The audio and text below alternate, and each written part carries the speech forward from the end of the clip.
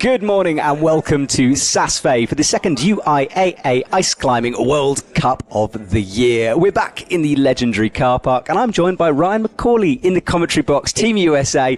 Ryan, good morning and welcome to the commentary box. Thanks so much. Happy to be here. It is lovely to have you calling all of the action here this morning. We've got two live streams for you, starting off with the women.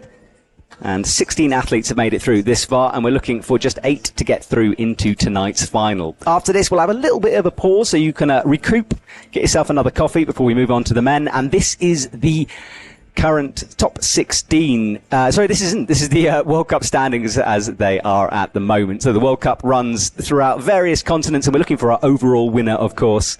Wu Xin out in front as things stand. We have got a couple of athletes who are up in that top 5 missing from this competition, but we'll let you know as things go. And this is the start list for today. Caitlin Connor will climb first, having qualified in last for this final. And then down at the other end of the table, Haruko Tsuchuki will climb in last place, having qualified in first. So, Ryan, it's early morning here. It always amazes me how the athletes get warm and ready for this. I'm barely just out of my bed here, but these guys have got to climb. Tell me through the process, because I know you were up making breakfast for one of your teammates this morning. Yes. How is she feeling, first of all?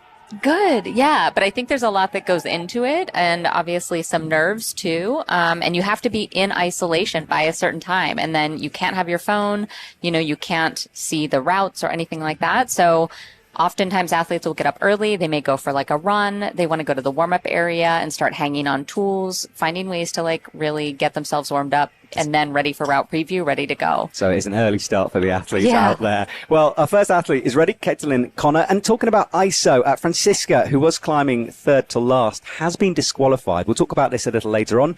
It was an isolation infringement, but she will not be competing if you've got an eye on the Swiss local. Okay, so Caitlin Connor ties on, gets ready. Ryan, this moment, I mean, you've been in this position a few times. What do you think is going through Caitlin's mind as she gets ready here? I think I've seen a lot of athletes sometimes tie in and really process the different movements. You've done route preview. Oftentimes you've brought out binoculars and really looked at the different holds, tried to identify where cruxes might be, any unknown holds. So I think some athletes really like to process that and kind of go through the movements, picture what it's going to look like. And some athletes almost like to disconnect from that entirely because they get too in their heads. Yeah, that observation period. Yeah, well, that took place off broadcast. So the athletes got some time to look at these routes. And as you can see, there's a clock on the board, and Caitlin is underway.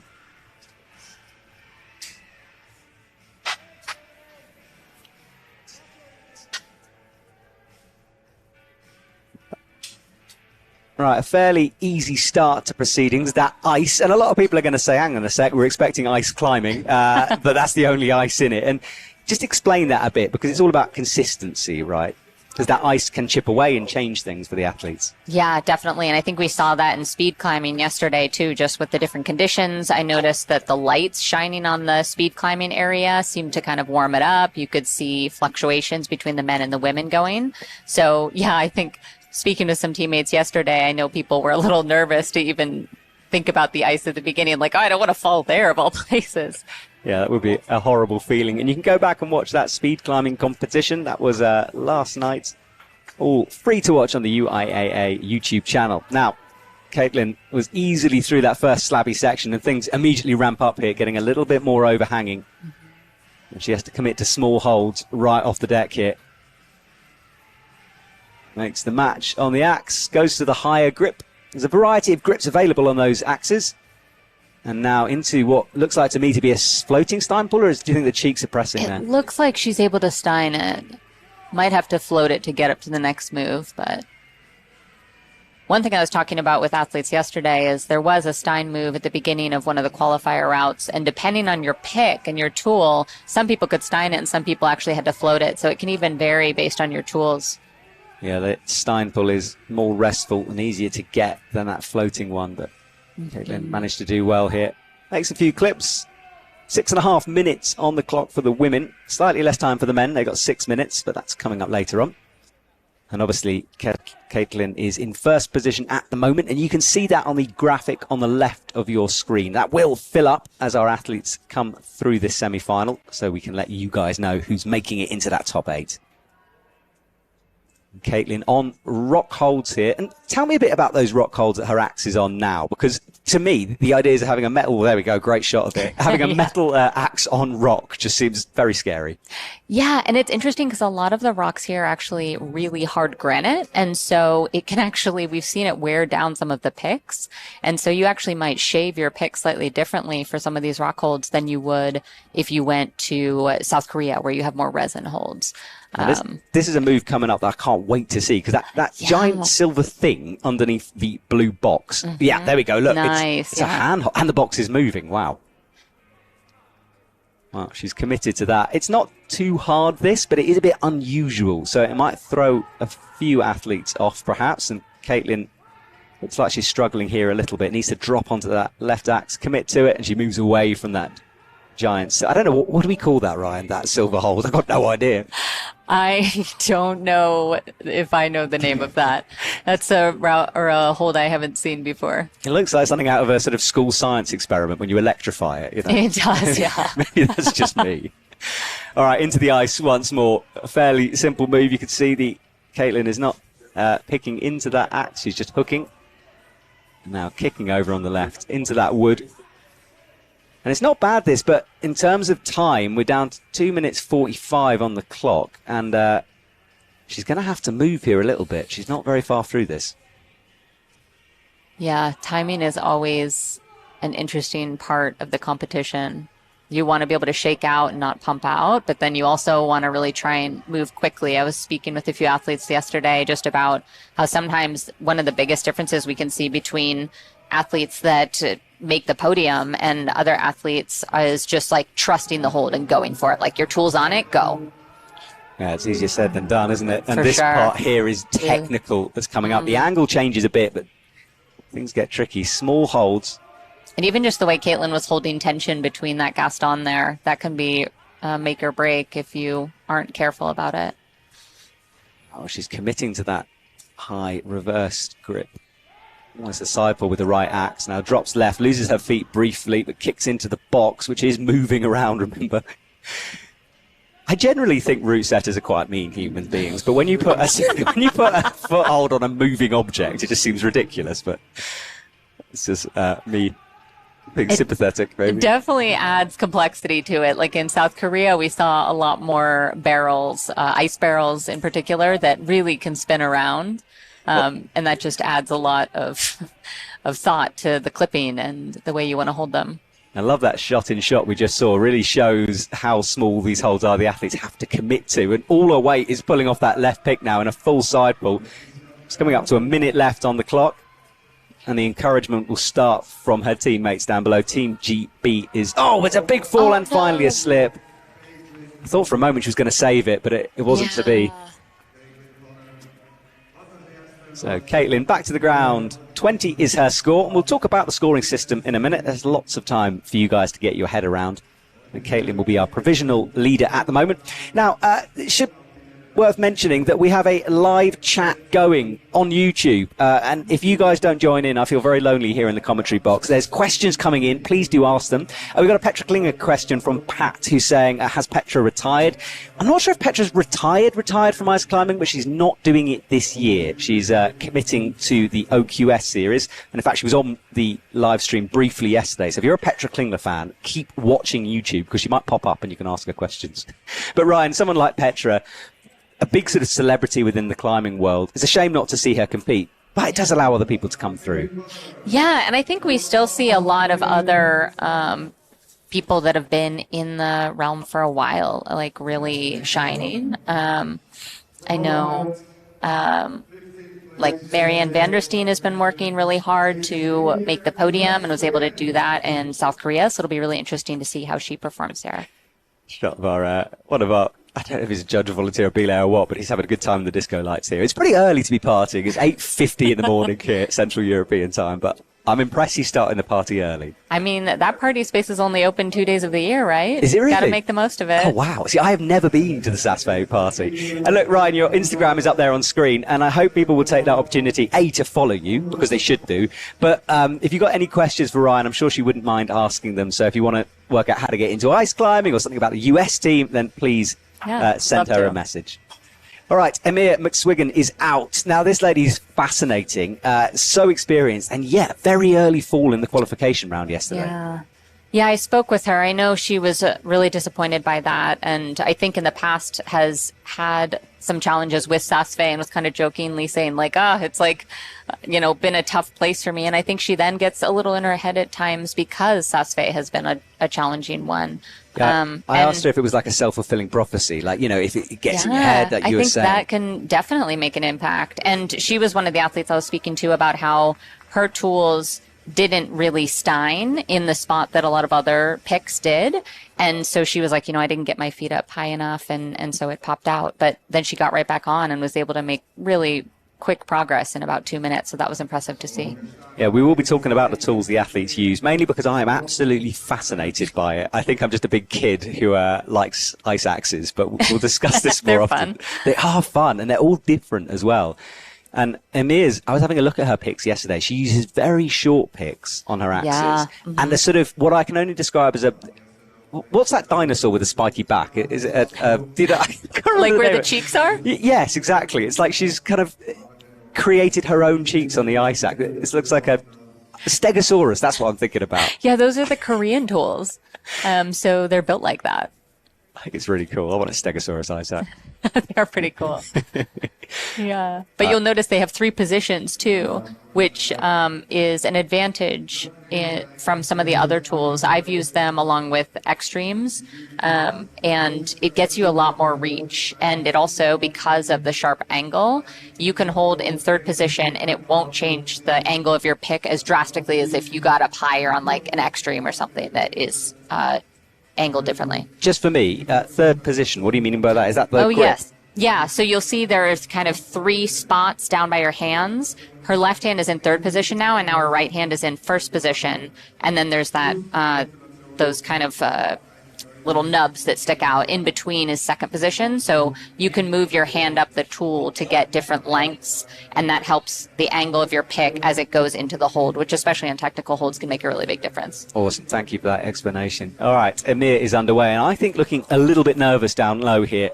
As we said, this place can get in her head a little bit, and I think she just needs to get to the steeper terrain so she can settle down. There's a lot of time to think down low when it's a bit easier.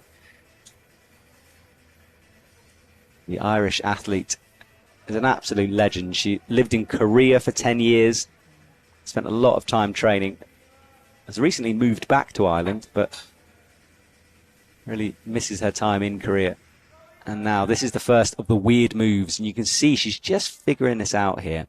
We think there might be a possibility to hook that ball with an axe. Yeah, I'm curious if there's a dot. Sometimes holds like that have a specific dot that you can go into.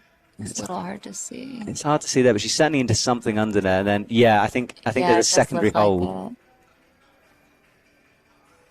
Oh, she's in. I think she's in a specific dot. Oh, yeah, look, it's on the ball itself. Yeah.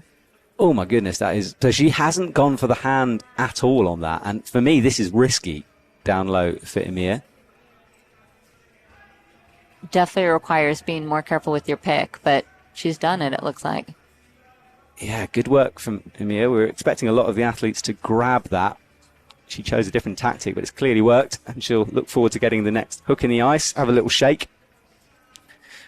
Now, the rules for ice climbing are pretty simple to understand. You basically climb from the bottom to the top, but you do have to clip all of the quick draws in order. And we can see here, there's lots of quick draws very close together, which is something that, as an athlete, if you're in the flow and you're going, it's easy to miss those quick draws when they're that close.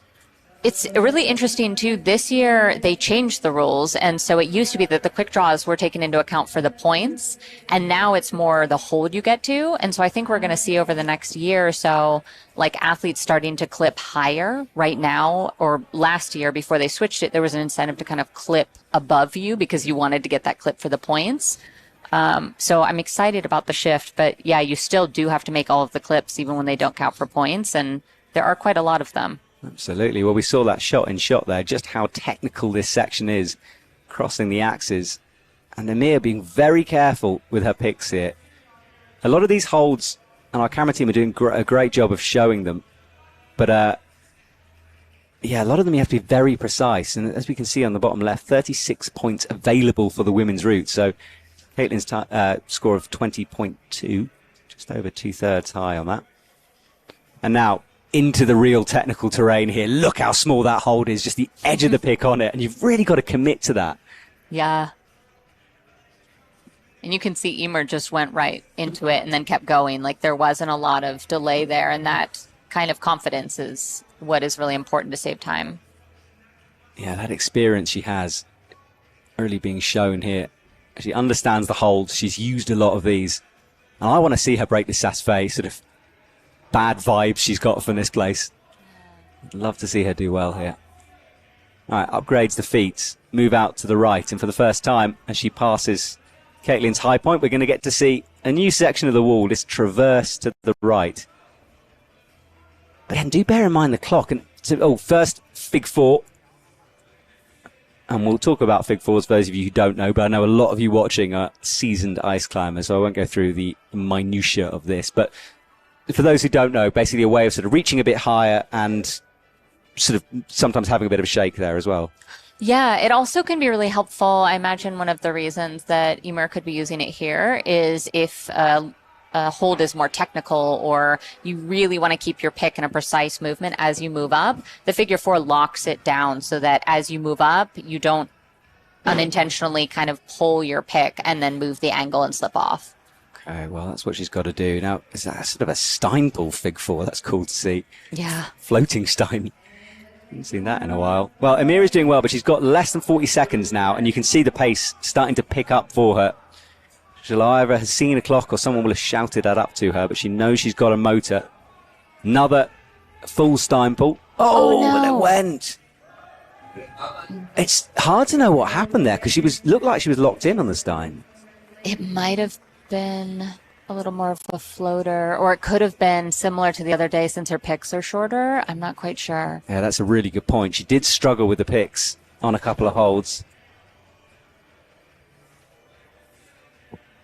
And now she comes down, big smiles on her face, but she's talking there to one of the chief setters, and I know she had a bit of an issue with some of the setting team about those picks, and maybe another, as you say, another one of those holes that didn't quite work for her axes.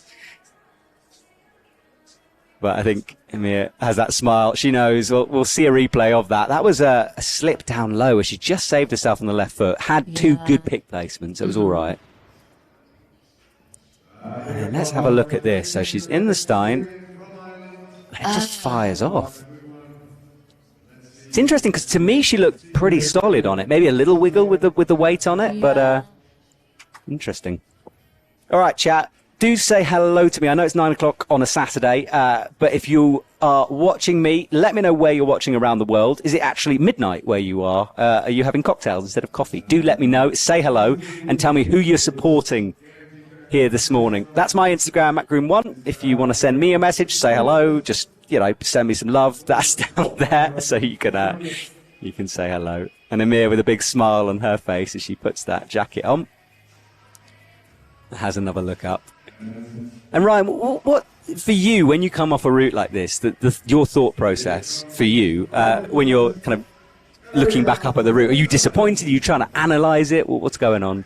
For me, I do tend to kind of analyze, and over the years, I think I've tried to focus more on okay, how can I take a lesson from this for the future? Because it's so easy to just totally go down a rabbit hole, speaking for myself and be oh, I should have gone faster. I should have done this. But trying to really focus on okay, what can I celebrate from this? And what can I take, especially if I'm in qualifiers and I'm on the first route, what can I take from this for the next one?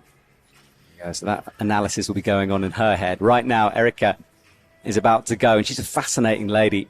I was saying yesterday, she was competing on the rock climbing circuit until 1996, where she decided to stop that and then got into ice climbing and returned to the circuit, which is so cool, I think. Yeah, I was speaking with her the other day, and I know that some other athletes, specifically female athletes, had approached her and said how meaningful it was to connect with her and to hear about her journey, because I think a lot of times, and I'll say for myself too, I'm 36 and I discovered the sport a little bit later, and I think it's really cool to see athletes that are still competing or have left and returned. It gives me hope that I can continue to grow. Absolutely. As a 37-year-old sitting next to you, I hope there's some time for growth here, as I'm going to give up right now. All right, Erica is underway on the ice. Makes her way up. Some pretty big stone holds here, and not too difficult. The setters don't necessarily want to trick the athletes this low, but you can see it's a bit awkward, and she decides to skip it, in fact. Not really the best of edges on that first rock hold. She's using it with her hands, and the athletes can do that. Theoretically, you could climb the whole route with your hands if you want, but it's likely to be impossible, that one. Hello to Nico Weiss, by the way, who's watching from the Mammut store in Bern, Switzerland. Awesome. Hello, Nico. Someone else was watching this from the Saas gondola. They've gone skiing, so that's very cool. I presume they're on a run right now. And Erica is having a little bit of hesitation on these first few holds. Doesn't want to fall early. No one does. You need to find the right way through.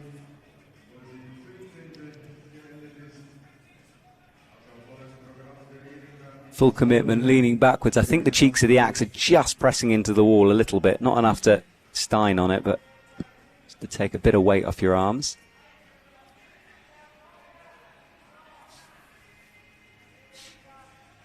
And yeah, to me, Erica just needs to settle into this route a little bit. She does seem a little nervous. Seems like she's a little hesitant to trust some of her pick placements. That's what you were saying about Emir earlier on, that she's really good at just finding a hold and going for it and trusting it. And this is kind of the opposite example of that, where an athlete is feeling around a little more. She's looking like she's picking up pace here and getting a little more confident. But yeah, sometimes, especially at the beginning, and like you were saying, I think, there's sometimes a pressure of like, oh, I don't want to fall early. Like, gosh, what would that mean about me? And people, I think, can sometimes get in their heads, and then that's when you might actually make it so you fall, because you're kind of a little more rigid in your climbing. Yeah, absolutely. There's a lot going on. I say that from experience, not just with Erica's climbing. Yeah. No, exactly. And do you remember Ryan here is an athlete from Team USA? Lucky to have her expertise with us. Now, Erica chooses to grab that hold. That's definitely what I would do. It's such a chunky thing to hold on to. But it is quite a long reach over, and then you need to commit to that left axe and drop in. And there she is. I think looking a little more comfortable now. Yeah.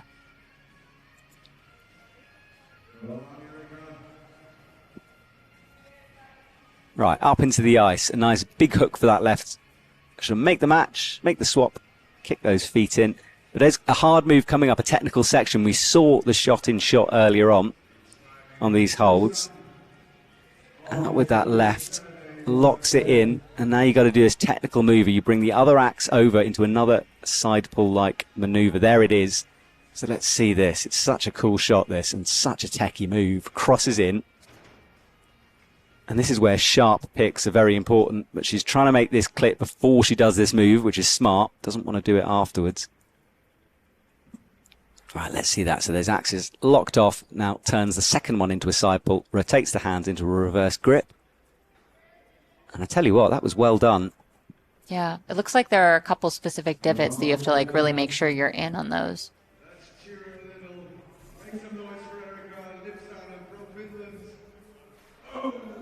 Oh, but a big fall. Okay, swings down. Oh, now this is the moment where you've got to sort of sort your head out a little bit. Oh, and it is pulling. She never looked quite comfortable on that hold. She will come back down to the ground, sitting in third at the moment. I'm not sure if that's going to be enough to move forward into the finals, but we'll have to wait and see. She was in the speed finals last night. Nice wink to the belay there. I was told at the beginning of qualies that the belayers were making you guys untie your own knots, and then everyone was getting so pumped they couldn't do it. Is that right? Yeah, and then I think we were getting behind on time, so they gave that idea up. Yeah, the athletes use a figure of 8 knot when they climb, and that does tend to lock up. But if you're as pumped as these athletes are at the end of it, it's quite a task to undo it. Michi is asking whether the ice at the beginning gives points. I'm pretty sure it does, yeah, at the very beginning. Yeah, those blue circles do count as a hold. Could you actually give us a little quick rundown of that point system? Because it's changed this year. So how is it different, and what is the new system? Yeah, so you get a point for each hold that you move through. And often something like the ice part is not going to be like 4 holds, even if there are 4 circles. It's going to count as like kind of one hold that you're moving through. And then if you kind of just tap the next hold, but you don't get like a usable surface to weight it, you can get a 0.1. But then if you are able to get a usable surface with your tool, and like actually remove your other tool from it, then you get that full point. And if your hand is on it, you don't get the point. So you have to be thinking a little strategically. Like if someone's yelling like, you have like 10 seconds, go, like it might be worthwhile to just like tap the hold or try and get like a usable surface, even if you don't expect to actually be able to move off of it. But you also like want to be thinking about just like, yeah, safety. Have you clipped? And also, if you have more time, just, yeah, being thoughtful. If your hand is on there, you're not going to get the point. Okay, thank you. Yeah, that's different from last year, so just to give you an idea. All right, Rosalind is up. Now, is she the lady you made breakfast for this morning? Yes, we had breakfast together. Okay, well, I want to find out now, what kind of breakfast does a pro athlete have? Are we talking like pure grains and muesli and stuff, or full English bacon? I mean, I don't know if this is American, but we had avocado toast, Ooh, nice. Some veggies, and obviously had to throw in some cheese because it's Switzerland. Of course. So yeah, wanted to make it like hearty, have some different protein. We had eggs with it. Yeah. I'm slightly annoyed you didn't bring any of that to the commentary box. It sounds wonderful, but, you know, I'll judge you later. So tell me a bit about her in terms of, you know, what's she like as an athlete, and what's been her process during these World Cups? Yeah, I've been traveling with Roz, and it has been such an amazing experience. We got to go to Tokyo in between and train with the Japanese team. So with Michi, with Junko, a lot of really cool opportunities to see different gyms. But Roz as an athlete, I think, is someone who is really good at staying grounded and trusting herself on the holds, and also is really intentional about, like, I don't want to look at the scores. I'm going to climb my climb. I'm going to focus on what I can do. And even as the day goes on, like, she's not going to look at the scores until the very end of the day. She wants to be present in the moment. She was cheering other teammates on. Really humble and selfless, and like trains really hard. And so someone I've been really fortunate to train with. So can I call her Roz as well, or will she prefer Yes, Rosalind? yes, yeah, okay. she goes by Roz. Okay, that's good to know. So Roz is up and underway. And by the way, you can be as biased as you want here. You are Team USA. I mean, I not am biased, you. but... Yeah, go for it. Don't worry. Cheer her on. So Roz is underway and climbing nicely through the slightly slabbier section at the bottom. And now she launches into the first of the overhanging walls, and things just ramp up. And if you've never been to Saas, let me just give you an idea of where we are. We are in the middle of a multi-story car park, and every layer, as you can see, is a new layer of the car park and a new opportunity for people to take photos and cheer them on. And later on in the finals, it's going to be packed and a huge atmosphere. So it's very unique in the circuit. And now Roz just changing her grip a little bit there, going up. Flicking down again. What does she want to do? Goes reverse grip. Yeah.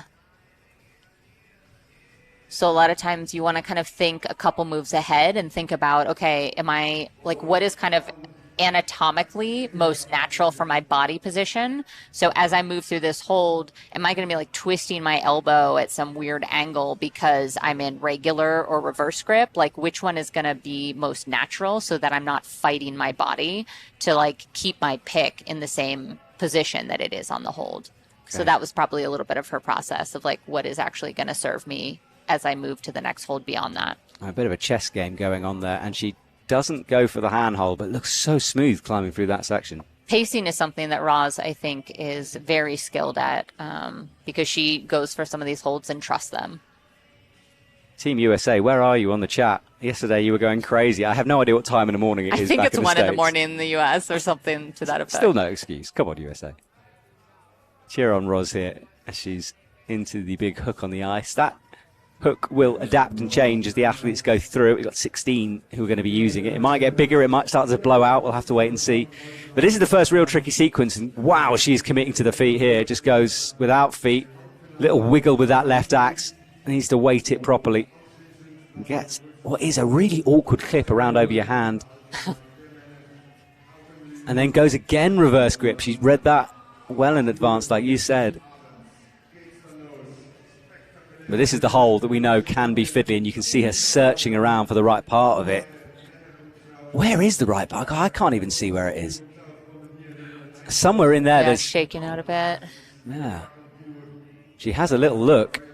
I think it's on the edge. Yeah, there. Now it says right in the center of that cross. That's good to know. Yeah, I feel like these holds are generally pretty good about having kind of some small marks to indicate where the hole is, but that doesn't mean it's easy to get your pick into it. Absolutely. Well, she found it eventually. Had to have a little look. She's on that swinging box now, and that's the wide angle on the second shot, just to show you how big this stadium is. It's huge, and a pretty special place to go climbing. So Roz on 21 at the moment. 27 is the current high point. And remember, we're looking for just 8 athletes to move forward into the final. It's such a brutal cut, this one. Yeah. Losing half the field. So Roz rests in that floating Stein pool. There it is. What a shot that is. I mean, you guys climb on the most ridiculous of holds. That's just awful. I'd see that and I'd down climb immediately, but full commitment from Roz. Makes the match on what is a better hold, but you've got to be careful. Yeah, that's something that I think we debate about a bunch is like, can you match both your tools on a certain hold, or are you going to need to match on your hands? Yeah. Because sometimes you have a very specific point, as we've seen, and you can't match both tools. So having to be intentional there. There we go. Right. Well, she's launching into the traverse now. So this is a rising traverse to the right. And there's some real techie sections here. Both myself and Ryan this morning spent quite a long time trying to figure out what on earth some of the holds were for. I had to go and ask a setter, so I'll let you know when we get to that section. I was baffled, which is a fairly common state for me to be in, to be honest. Oh, a bit of a hesitation there. Saved it. Minute and a half on the clock. And then up towards what looks like an upside-down mountain on the hold. Underneath. And this is the section that I was confused about, which is that metal hold. So you kind of go in a zigzag pattern, but she's having trouble with this clip here. Oh, she's got it. Ooh, just. That's unlikely to be the B layer. That might just be a bit of rope drag in the system. And this is a big move up high.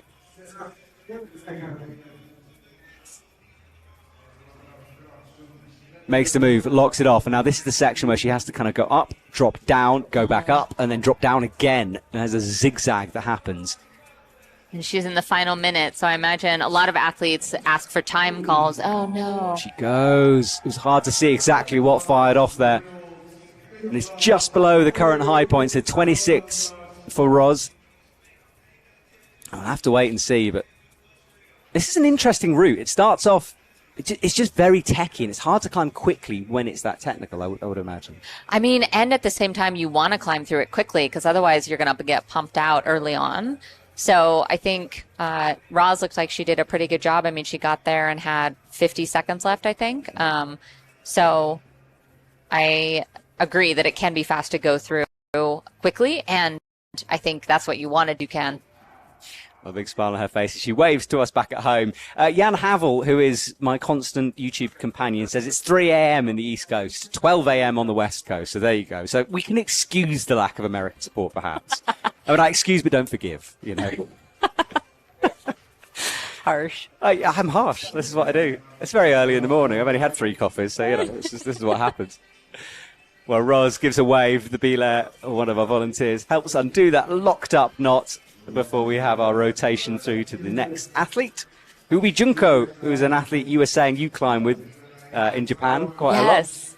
I know Japan for indoor rock climbing gyms. I don't know so much about the dry tooling facilities in Japan. What's it like out there? I mean, we went to a couple different ones. We went to Beta Climb, which has bouldering, and it has a dry tooling section. It has several floors, and they are for different things. And we also went to Ice Point Ome. I hope I'm saying these right. And that one's entirely dry tooling.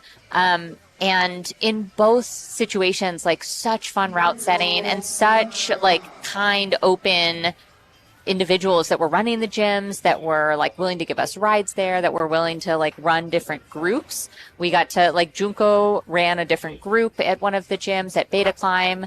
And I know both Michi and Junko route set at both of them. So, which I think can be so helpful when you are a climber, because you start to think like the route setters do, and it helps you read the routes differently. Yeah, I think that's a very good Junko, point. Yeah, there she is. So this is the lady you were climbing with. Yeah, and I think it was even her day off, or she wasn't going to come to run the group, and then she kindly offered to come do it and belayed most of the time anyway. Amazing. And everyone keeps telling me that the Japanese team are one to watch, like they're coming on in terms of a team. Is that correct? I think that, yeah, they're all incredibly strong. I know Junko and Haruko went to France, and I believe they did well there. And we were kind of debating when they made it to semifinals, like, are they still going to do speed? I know that's always kind of a challenge for some athletes. They may drop speed if they want to really focus their time and energy and avoid any kind of injuries from speed. Yeah, speed is, I think, I have a strange opinion of this, but I think ice climbing generally is absolutely bonkers and mad, and I wouldn't go near it if you paid me to, because you guys are hardcore. But speed is the next level, and if you missed any of that, remember, you can go back and watch the speed finals, and it's worth seeing because things came down right to the wire last night. Literally milliseconds or hundredths of seconds. I never know, my maths is terrible, but very close times. All right, Junko is committing to that hold. We've seen a couple of athletes skip it. She's going for the lock off here. Makes this clip. Into the first of the Stein pools on the route. Sometimes it can be advantageous, too, to see if there is a hold you can skip, especially if it's like technical and going to drain some of your energy. Like yesterday, I think we saw that on the first qualifier route. I know I'm biased, but I did see Roz unlocked kind of a skip, and she did it mostly because I think she said someone had called that she had 30 seconds or less. And so that's kind of when you're like, go, go, go. Can I touch or get to the next few holds for those points? And so she kind of just skipped, and it worked out really well. And then we saw some other athletes that went after her, since it's flash format you can watch, start to just skip that move for efficiency. There we go. Yeah, I suppose that's like comp sort of, God, I've forgotten the word. Like there's gameplay when you're you need to see those things. Some of that's experience and instinct, I guess, comes into it as well. Well, she's on that nasty side pull now. Moves away from it into a bigger hold. And a long reach up above her head in order to make that clip. Okay, well, this is one of the most interesting sections down low here. Exactly what do the athletes do? A lot of them come into this move. Some of them are grabbing this silver thing, which I still haven't worked out what to call it. Which looks like Junko might just commit to axes here. To see, no, she goes for the grip. And that's got to be cold as well. I mean, maybe that's not their concern, but a metal hold out there is going to feel not so good. I mean, yeah, definitely true. I've been surprised by it's felt warmer here, and also in South Korea. I mean, I guess global warming, so not for good reasons, but it has felt warmer at a lot of the competitions this year, and I think that can make a huge difference too in how athletes warm up and prepare and climb. I know last year in Chamonix, it was frigid, and from my experience, I mean, my hands were not functioning the way I wanted them to. Absolutely, and last night it was a bit warm. I think it was 3 degrees for the temperature. So yeah, different conditions every year. Personally, I'm very glad it's not minus 20, but maybe that's just me. All right, technical section coming up. We've seen this a few times now. It's not too bad if you can work out a sequence, and Junko gets her weight way over on that left foot, makes that clip. And this is this slightly technical cross through. Careful not to knock your own axes off. Stretches out, and she's immediately into that cross. So she read that hold really well. Mm-hmm. Yeah, that was quite quick. Yeah, spotted it, saw the cross, but had to palm down to stop that swing there. And then goes into this nasty, nasty hold. Just imagine for a second putting all your body weight off a tiny surface of pick, committed to it, clipping on it. Serious bravery going on here. Up with the right hand. In that reverse grip. 2.5 minutes on the clock, so lots of time. So far, a real high crux developing for the women at about 2/3 height, that 27 mark. Gets the double clip, or fumbles it the first time, stretches up high. That will have cost a little bit of energy, and she'll drop down and maybe shake that left hand out. And she doesn't, just straight in, no pump. Nice to get both of them, though. Yeah, and a very low grip on that axe for this move. Yeah, a lot of times. So that's kind of like a third position, even though it doesn't have the knob to kind of separate it the way the Korean tools do. Generally, you don't want to get up higher on the tool because it can change the angle, but that's more when it's down pulling. When you're going into a stein, oftentimes that can give you a little more control because your hand's closer to the pick. It allows you to like get it in there a little bit more quickly and efficiently. All right, so that's what she's done. Trying to reach up for the high clip here and maybe starting to get a little bit pumped out with 1:38 to go. It's quite a big lock off in order to make this clip. Yeah. Gets it in finally, and she'll drop down now. And whacks in the first of the fig fours. Yeah, this is where Emer did that too. Had a bit of issue. Seemed like almost to get tangled in the rope and then readjust. Yeah. You can see she's pulling that rope around, wants to make the clip before this move. Just stretching fingertips into that. Come on, get it in. There we go. Okay. And now, this is certainly the first cruxy sequence of this route. And we've seen a few athletes fall here on the next hold. So hold your breath if you're a Junko supporter. Leaning back, lots of body core here. Autumn on the chat is saying this looks intense. Yeah, it is intense, trust me. Right, this is where things have gone wrong for other athletes. She's on 26, the danger point so far in this route. This go up to go down sequence. Oh, and it's another slip. That right foot firing off. Only 20 seconds as well left on the clock. Yeah, so I mean, she's been climbing for almost 6:15. I mean, she's probably pumped as well, and I'm sure people are screaming that she has little time left. So it's kind of this balance of trying to go as fast as you can, get further to get those points. 1 second, she's going to be timed out here. We'll make the clip, and someone will be shouting out. Now, this clock thing is worth reminding that it's not always 100% what we see on screen, so she might still have a little bit of time here to play with, just to let you know at home. And yeah, you can see she's just trying to get as far as she can if people are screaming and it's not, athletes aren't looking at the clock. So sometimes it's a little hard to hear if they call that you're at a timeout. And my philosophy has been like, well, if I'm not 100% sure, I'm just going to keep climbing. Yeah. And then usually the Blair will pull the rope or something to let you know. But tug you down. Yeah. So, and I think I didn't mention all of the nuances of the scoring, but like if you just kind of tap the hold but not a usable surface, that's a 0.1. And then if you get a usable surface but you haven't removed your last tool, so you're not fully 100% weighting it, that's a 0.2. And then once you remove your previous tool and you fully weight the new hold, then you get the full point. And so even those 0.1, 0.2s can make a big difference, as we saw a number of athletes are getting right in that area. And I don't know exactly where they called her time. So I've seen some athletes not know exactly, like, did I get credit for that hold? Did I get credit for the touch? And that can be meaningful. Yeah, absolutely. Well, on our scoreboard, she's got 28. We'll have to wait and see. And I think what you said is a good point, because these results are provisional and sometimes things can change. There's appeals. And we don't always know when we finish the broadcast if things are in. Yeah. So this was the moment where she let go, came down because she was timed out at some point during that sequence. We're not 100% sure exactly where.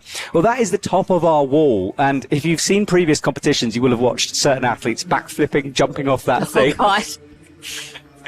Which is madness to me. And there you can follow the UIAA and look at pictures of backflips if you want. Follow their Instagram, because there's some really cool videos up there. There's great pictures, so you can follow along in the action. Roz having a banana. Clearly your breakfast didn't really do anything to fill her up. Okay. I'm just saying. Maybe next time just a bit of bacon in there. Just pad it out. I mean, you saw how pumpy that route was. They're working hard. All right, fair enough. It's your own conscience here at this point. Well, Roz gives us a little wave back at home, and Lorena Beck will walk out, and boy was Lorena Beck good last night in the speed. Oh my gosh, yeah. Like was that hundredth, a tenth of a second? I'm not good with the math either, but it was so wild. I mean, I was certain Annetta had the gold, and then Lorena snuck in and like just passed by her. Really exciting to watch. It was so cool to watch. You'll have to go and see that. Well, Lorena Beck, let's hope she's recovered as well, because they finished fairly late last night. And it's a big ask to go back and recover. I think the women finished at, 8:45 or something like that? Yeah. I know Roz was even saying, do I want to do this? I want to save my energy for semis. Yeah, I don't think I'd be going up a speed wall if I had this to come, but the athletes want to compete, of course, and they want medals. Yeah. And Lorena Beck gives a smile back, and off she goes. Oh, gets a little bit of a pick stuck early on, but no real problems through that ice section. And it's interesting, if you watch the comp last weekend in Chamonix, you will have seen a lot more ice on the wall, and it does change things up. I think most athletes prefer this kind of style than the ice that can change and fracture and break. Yeah. It's interesting. It really can vary by comp, too. I know Chamonix last year had a lot of ice, and I heard from the Continental Cup this year they did not have a lot. Yeah, I was told that 2 tons of ice was removed from the wall in Chamonix just because it was all melting. So, yeah, there was a lot coming down. That's a lot. Yeah, there's a lot. You can go and watch that on YouTube if you haven't seen it already. So Lorena Beck is easy through the slabby section.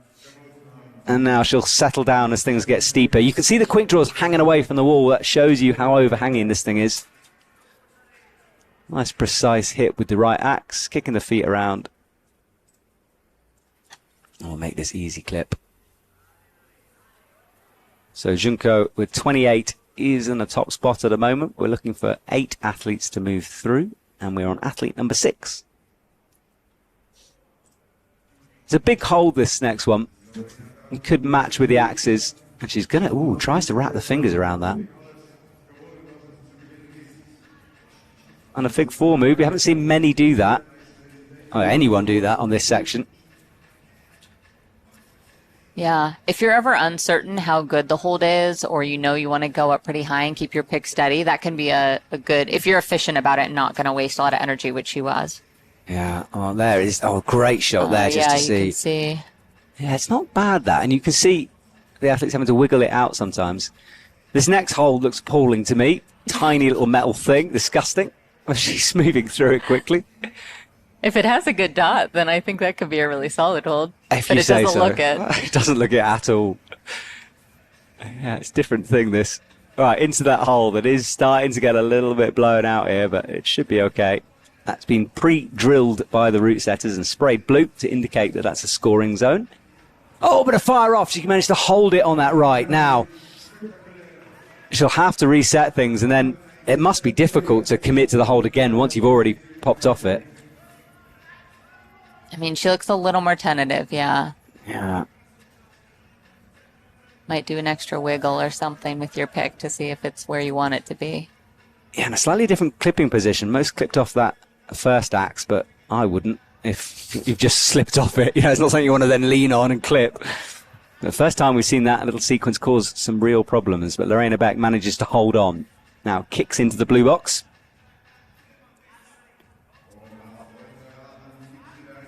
And locks in that side pull like hold. Leans back and goes for the wrap on the next one too. I mean, it really is technical, this sequence. A camera photographer on the right just getting a blind shot. Press and hope. I'm sure it's a banger.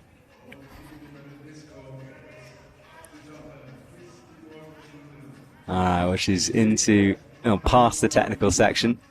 Her arms will have enjoyed the brief respite from the overhanging, but mentally it burns you out a bit having to think that hard on every hold.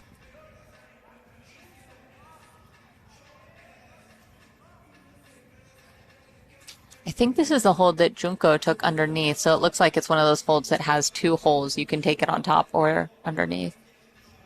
Just to be even more confusing from the setters. They really don't like you guys, do they? Well, that is a good shot of the picks. That is what she's having to commit to. You can see the weight changing. And look, I mean, if you're watching this at home, and you haven't done this before, could you imagine hanging off that thing? Truly hardcore. Oh, she unwraps that fig 4, getting that crampon slightly tangled in the rope. And a bit of a shake out. Trying to get rid of the pump. 2 minutes on the clock, which is good time. But this hold is confusing. You're kind of underneath it. You're trying to look around the corner. Is it wrap? Is it hook? Where's the hold? Generally, I'm pretty sure I recognize that hold, and there's like one specific dot, but it's on the far side. And so it's like also fascinating to go to different countries, and like it's a huge advantage to have seen different holds before. And she obviously knew there was a hole somewhere and was just trying to find it. Oh, she's in now. She finally got it. Leans right back on that floating Steinpull, but we know this next section is where it's all at the moment. Minute 13. I think that's faster than we've seen for a lot of athletes at this point. See if she can use that. Yeah, but we've seen a few fall here, so this is the moment in this women's comp at the moment. Hits. Oh, nearly hit. Touched it anyway. Now locks it off. It's floating though, and the feet are tricky. Makes the cross through with the feet. Lots of body tension required here. But she gets that clip in. And we're going to see a new high point in a sec. And there we go. So 28 is confirmed. Count back, putting her on top. Makes the clip. Wiggles it in. It's so tricky with gloves on sometimes that she's in. Looks down at the clock. And this is where you've got to drop down again. And it's a long way as well. She's setting herself up for the swing. 19 seconds to go. How much distance can she put between her and the rest of the competitors? Last 10 seconds. She'll go all out here. Doesn't want to fall, of course, but we'll try to ramp things up with 5 seconds to go. Can't make that clip. And that is going to be it in terms of our clock. She might have a few extra seconds, remember. It's into the Steinpull. I think she's being encouraged, and I think our MC is telling her she's timed out. Let's see. Yeah, well, she's done. Drops down. That was a good performance, 31. Yeah, that was solid. Yeah, it's interesting to see, too, just where people are choosing to clip. I think a lot of people, especially that have been competing for a while, like I was saying, it's such an incentive in the past to like get the clip. Like that was more important than the next hold. And so I think I'm still seeing a lot of athletes like clip a little bit lower when like she realized that time was almost up and went to the Stein. She was still able to clip there, and it was actually probably a better stance. But I think it'll just take a little bit of time to change some of those mindsets with the new rules. I agree. Well, this is a good opportunity as we near the halfway point of this to talk about how on earth people get into this sport. So let's start with you. How did you start ice climbing? Well, in Colorado, UIAA Ice Park, that's where they had a Continental Cup recently, does have an ice climbing park. And so I was able to go there and get into it. I had access to some Colorado Mountain Club has different classes that teach skills around that. So I did that back in, 2015. But we in the U.S. have very few dry tooling training facilities, and I know it's a little more developed in other countries, and so I feel really fortunate that one of them happens to be in Boulder, Colorado, and I learned through another person in one of the Colorado Mountain Club classes about the dry tooling gym, and I had dabbled in dry tooling before, but there was nowhere to practice, so I went to the gym, and it's just such a cool community, and not even just in the U.S. Like even coming to these competitions, I feel so supported, and it just feels like because it's a little bit more of a niche sport that I think is continuing to grow. You see a lot of the same people and get to know them and can train with them. So I got into it more in 2021 through the gym and have just been really fortunate to meet a lot of these athletes, go to different competitions, training opportunities, and learn more from each person I come into contact with. It's brilliant. I'm actually in Boulder, Colorado in a couple of weeks' time, and I'm going to be coming to that gym. Oh, so perfect. Maybe you'll see me swap commentator box for World Cup circuit. We'll see. Yeah, you should definitely do it. Clearly I'd win, so, I don't want to put anyone off. Right, Vivian Labrielle is out. First, the Swiss athletes climbing, and she will get lots of support from the crowd here who are filtering into the car park. And we saw last night when the Swiss climbers climb that they get behind their athletes, as you'd expect. But for Vivian, it's got to be a nervy moment. I mean, climbing in your home World Cup, although, yeah, you get the support, the pressure ramps up as well.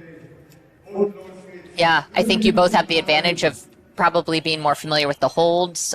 Sometimes the athletes get to train even at the facility or at very similar facilities when others may not have that opportunity. Like I know Americans have an advantage in UIAA in that way. But also, yeah, probably a different kind of pressure. Yeah, absolutely. Well, let's see how she can deal with it. She smashed through the bottom of that route nice and quickly. And in fact, that's the first time I've really seen an athlete go for it with real urgency down low, which I think is a good idea. Pressing the cheeks of the axe. The cheeks, by the way, if you don't know what that is, it's the spiky bit on the top of the ice axe that you can use to press into the wall, just to give yourself a little bit more leverage.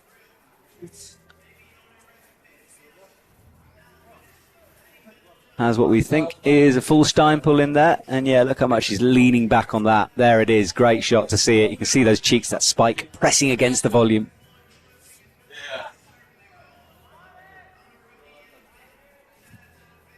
Commits to the side pull. And this is good climbing so far from Vivian. Looking very fluid and smooth. Yeah.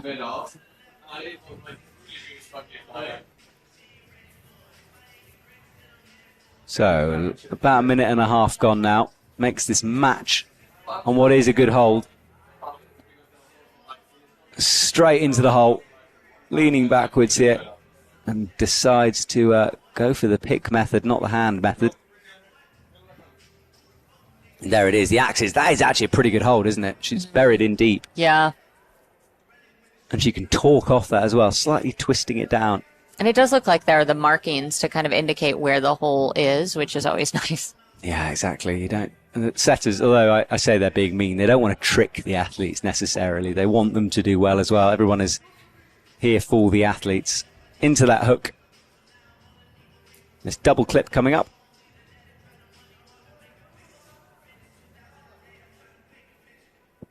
Leaning back and shaking out.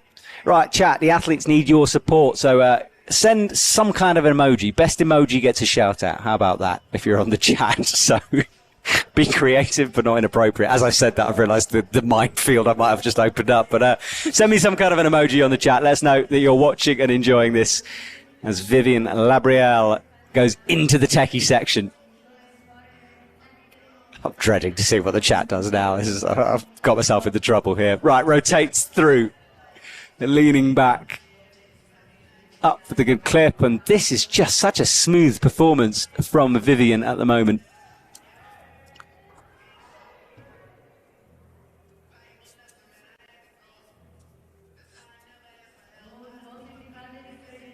Up into this next hold, you need to rotate the axe. So you start in one position, and as you upgrade the feet, you start to lean back, stretch out.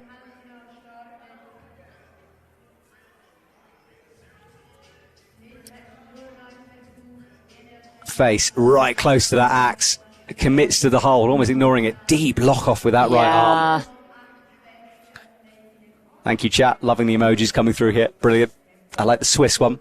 Some hearts coming through. A weird green man saying stop. There's a lot going on in the chat. All right, Vivian is about to go right here. This traverse. And this is where most athletes start to slow down a little bit. The techie part is gone, but she's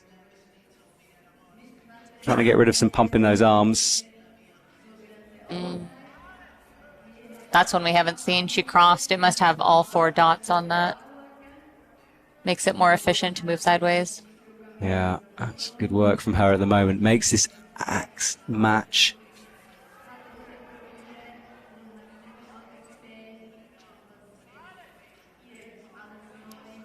Vivian with the fig 4 in.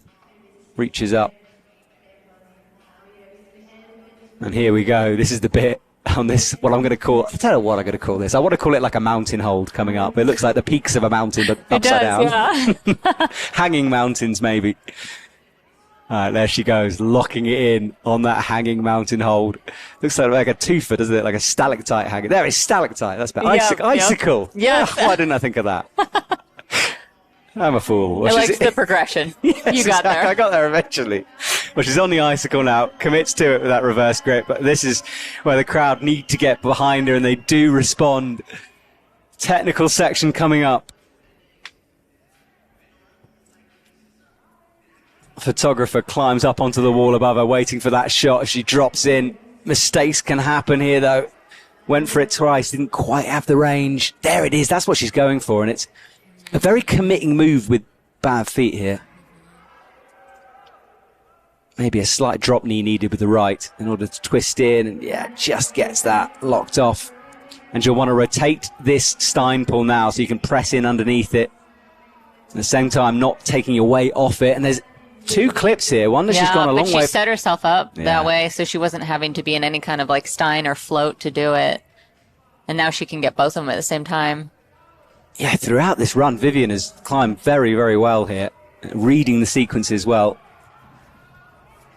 Drops back down now, and she's approaching the high point as well, 29. Becca's up being 31 awarded. Locks this off, and look at the speed ramp up here. It's the way I'm very impressed how she's climbing past draws as well. Yeah, see, that's where I think she's getting even more efficient, because that was an easier draw to clip there by going up higher. It's good comp knowledge. Launches up. She's really going for it here into another swinging box. She must know people are probably time calling. She knows she's close to time. Yeah, she is. Well, her speeding up. New high point as well. Big move up on the right. Precise too. Yeah. Oh, time is ticking down. I think she's got a couple more seconds left. Makes the clip. Makes the match. She's getting massive encouragement from the Swiss crowd. And a fall. Well, you might as well go for it as that clock runs down. Yeah. So, with pretty much the halfway point coming up here, no tops. What do you think, chat? We're going to see some tops. Jan Havel on the chat certainly thinks so. He thinks we're going to see a top in semis. What do you think? I think to do that, you'd have to really go quickly through that bottom section. Yeah. I think maintaining that throughout the entire route too, and being really efficient with the clipping. A lot of those little holes require a lot of precision, which can sometimes take time to find. Yeah, the setters did tell us it was an endurance-based route, this. So it's not one necessarily with some proper cruxes in that. Yeah, you can see a lot of them really pausing to shake out around that part that we saw multiple athletes fall at the beginning. So I imagine feeling quite pumped by that point and still having a ways to go. Absolutely. And of course, over-gripping is a thing in this sport as it is in rock climbing as well. You don't want to hold on to those axes too hard. And let's see some of these highlights. So she locked in immediately on that cross. This was into the icicle. And a big swing down before she got her feet back onto the volume. And then the traverse right at the end of that section onto the main head wall. It rises way up above the audience. Really steep up there. The arm was burning, and finally the axe fired off, but she was close to getting timed out anyway. Sitting on the Red Bull hotspot there. Pretty comfortable seat. Best view in the house for sure. And undoing the gloves. Golf gloves you guys wear, right? Yes.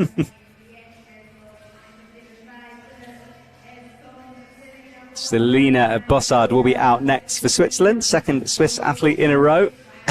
I want to hear that conversation. Stuff's going on down there. Yeah, the golf gloves can be helpful with grip, and a lot of times for anyone that's maybe gone ice climbing and more in like thicker gloves, they can make it so you actually get pumped out even more, just trying, and you don't have as much dexterity. So yeah, golf gloves not the warmest, but yeah, good with grip. Yeah, last week I talked a lot about I can't remember which Japanese athlete it was, but someone had a fluffy pink gloves on, which was totally different from anything I'd seen, and I wasn't convinced. Styling, I would love to see them. Yeah, it was, a bit different. Okay, Selina Bossard, sister of the other Bossard. Benji. Benji, I literally forgot his second name. Last name there. Benjamin Bossard. I interviewed him yesterday as well. Yeah, I still forgot. And now Selena just having just a bit of a down climb, so I'm not sure they were ready for her to go. Waiting for a time, and this could be a clock issue. But now, okay, she's underway now. So climbs through the first couple of holds nice and quickly, and we know she's going to have to motor through here. You need to find lots of pace at the bottom. Yeah, interesting to see another Swiss climber go. Yeah, 2 in a Someone row. more familiar with some of the holds, perhaps. Yeah, that's true. So they're Or the route setting. a bit more used to it. Those rocks are pulled out from rivers around the surrounding area, which I think is a lovely feature, and then adapted, obviously, to put grooves and edges on them for the climbers. And a lot of people talk about Saas style in Saas. I'm still trying to work out what that is, but certainly those rocks are part of that style. Oh, yeah. That is definitely something you expect when you come to Saas to compete. Have to mentally prepare yourself for that one. Yeah, I think too, like South Korea has a lot of resin holds, and so a lot of like big movements onto holds that are pretty solid. And I think what I've noticed since coming to Saas is definitely a lot more rocks, and some more technical movements, some like rock climbing movements thrown in, as we see with people kind of taking their hands on things like this next metal hold coming up here. So yeah, a little bit more technical, a little bit more tensiony. It's one of the things I'm really enjoying with the circuit as we go around the world is the differences in this. And it does mean if you're watching at home, you have to tune into all of them because everyone is unique and different. So subscribe to the channel so you don't miss any of the action here. And there's one more World Cup to go. And of course, the Continental Series as well. Well, Selena Bossard has done well at the moment. Through the first section, nice and easy. No one falling down low, which is good to see. And her score will be creeping away on the left of your screen. That is the leaderboard, remember. So we have the lowest climber and the top climber as it currently stands displayed on that. But we are looking for 8 to move through. Here we go. This shot in shot showing this nasty angle. She's got the Swiss flag on the axe. Love to see that. Just to remind us of who she's climbing for. Gets the clip in and adjusting the grip on the axes here. Oh, she's trying to go for the top of it and then eventually finds that middle point. And using the handle of the axe pressing into the wall. Yeah, that'll help keep your pick in the position you want. So whenever you're maybe in doubt, kind of taking the pommel or the handle of the axe and like pushing it into the wall is going to keep it a lot more stable. It's a good tactic by her. All right, she's through the techie section. Traversing to come after this. So far, good work, but that time is a real factor on this women's route. They only get 6.5 minutes to do this.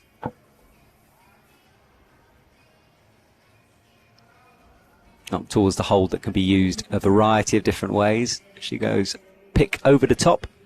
And then makes the match. No, thinks about it anyway.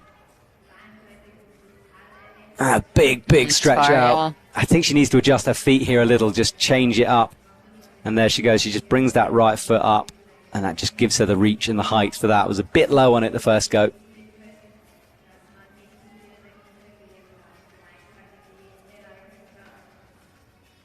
And she made that without the figure 4. Just intense lock off. Yeah, true. It's one of the things I really love about ice climbing is that you can do things a lot of different ways. Yeah.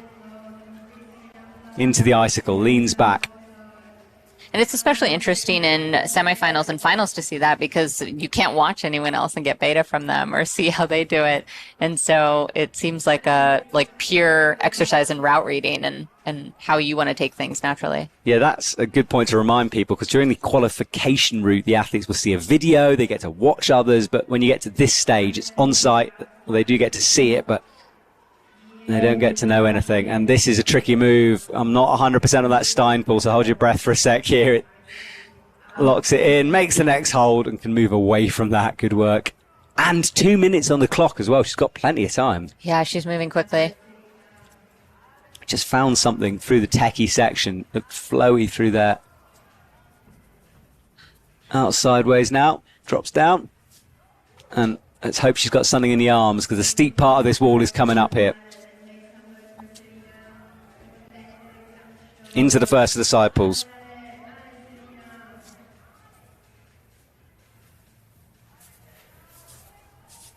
You can see Selena there shouting upwards. She's in the top spot, but she wants to encourage them. Sorry, Vivian shouting up, not Selena. Selena's on the wall. Nice to see that support from teammates as well. Well, she's got the big Stein in. But this is a big reachy move into a nasty little edge up there.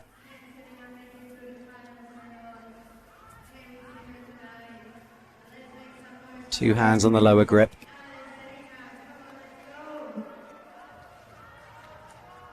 Hits the first of the clips. I'd imagine she'll do two here. That was the Stein pull she was on earlier.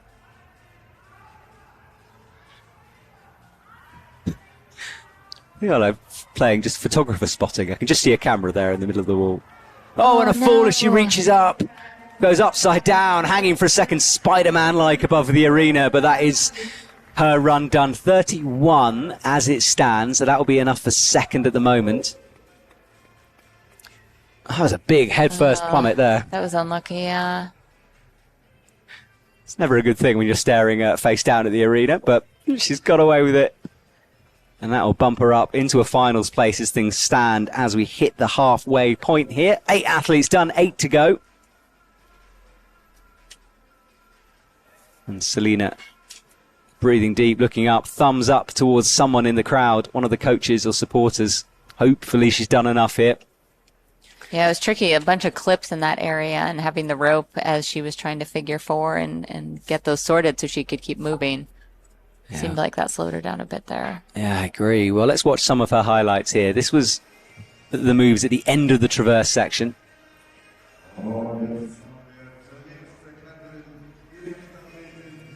And then this is where she fell. So she had the fig 4 and the bottom pick popped. Yeah. And then that was the upside down Spider-Man moment. Flipped away, facing the right way.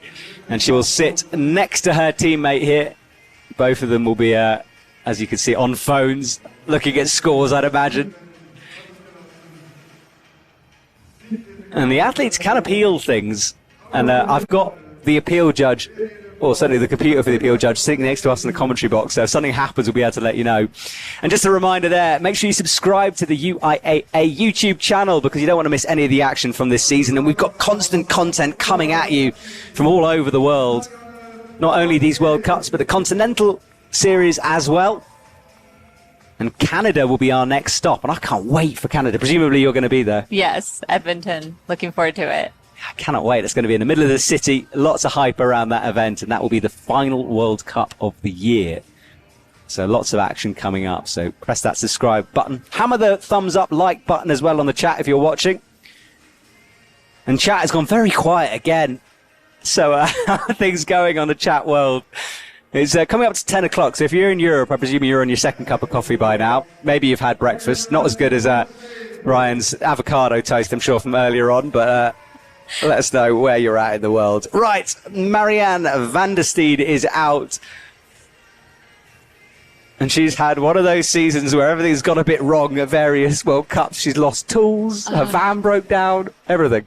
Yeah, I cannot imagine having my bag lost. And I mean, I was talking to her and she's like, I did everything I could. I put all of the things that were not sharp in my carry-on and I put a bag tracker in and everything that she could have done in her control she did, but there are a lot of sharp things you can't bring in a carry-on. And so to compete and get a 3rd place finish in Korea on gear that was not hers, boots that did not necessarily fit, tools that were slightly bigger than hers that she's used to, it's so impressive. And I know that was her first World Cup podium, and I know Korea was really important to her, and she was really hoping to get higher than that. And she's just done so much in the last year, I think, especially to really commit to her training, go all in. Yeah, she's committed to this full-time lifestyle of a pro athlete. Let's hope it pays off for her here today as she climbs up and out of our camera shot on the ice. She's someone we'd expect to make finals. And the problem is with that expectation comes the pressure. So Marianne will have to do well. Her husband, Dennis, will be somewhere in that arena screaming at her, which is, I always think is a lovely thing to know, Hopefully with their dogs. I know they had them there yesterday to support. Oh, really? I didn't see the dogs. Yeah, the dachshunds. I'll have to be introduced. Okay, well, Marianne needs to just keep breathing through here, not over gripping those axes. Make her way nice and safely through. Has potential to get into the finals, has potential to get onto the podium and maybe win. Let's not overhype her at this stage. A lot of climbing still to go. She was on a podcast too. I don't know if anyone has listened to Ice Beta, but that's a newer podcast that came out this year. And Marianne was interviewed about her background and how she got into ice climbing and kind of how that's evolved over time. And listening to her story and her mindset and how she's been thinking about like what she kind of told herself she was capable of and what she wanted to go for is really fascinating. Would really recommend checking it out. That's Ice Beta for anyone looking to learn more. Brilliant name as well. Yeah. I've now got that song stuck in my head, so thank you so much for that one. You're welcome. So go and check that out. It's all right. Well, she's into this first interesting move, this techie sequence. I think she's going to go for the hand grab. She's looking at it and thinking about it. She does commit. So right hand up, wraps those fingers around before moving left and trying to get a bit of swing here as she changes that left foot placement.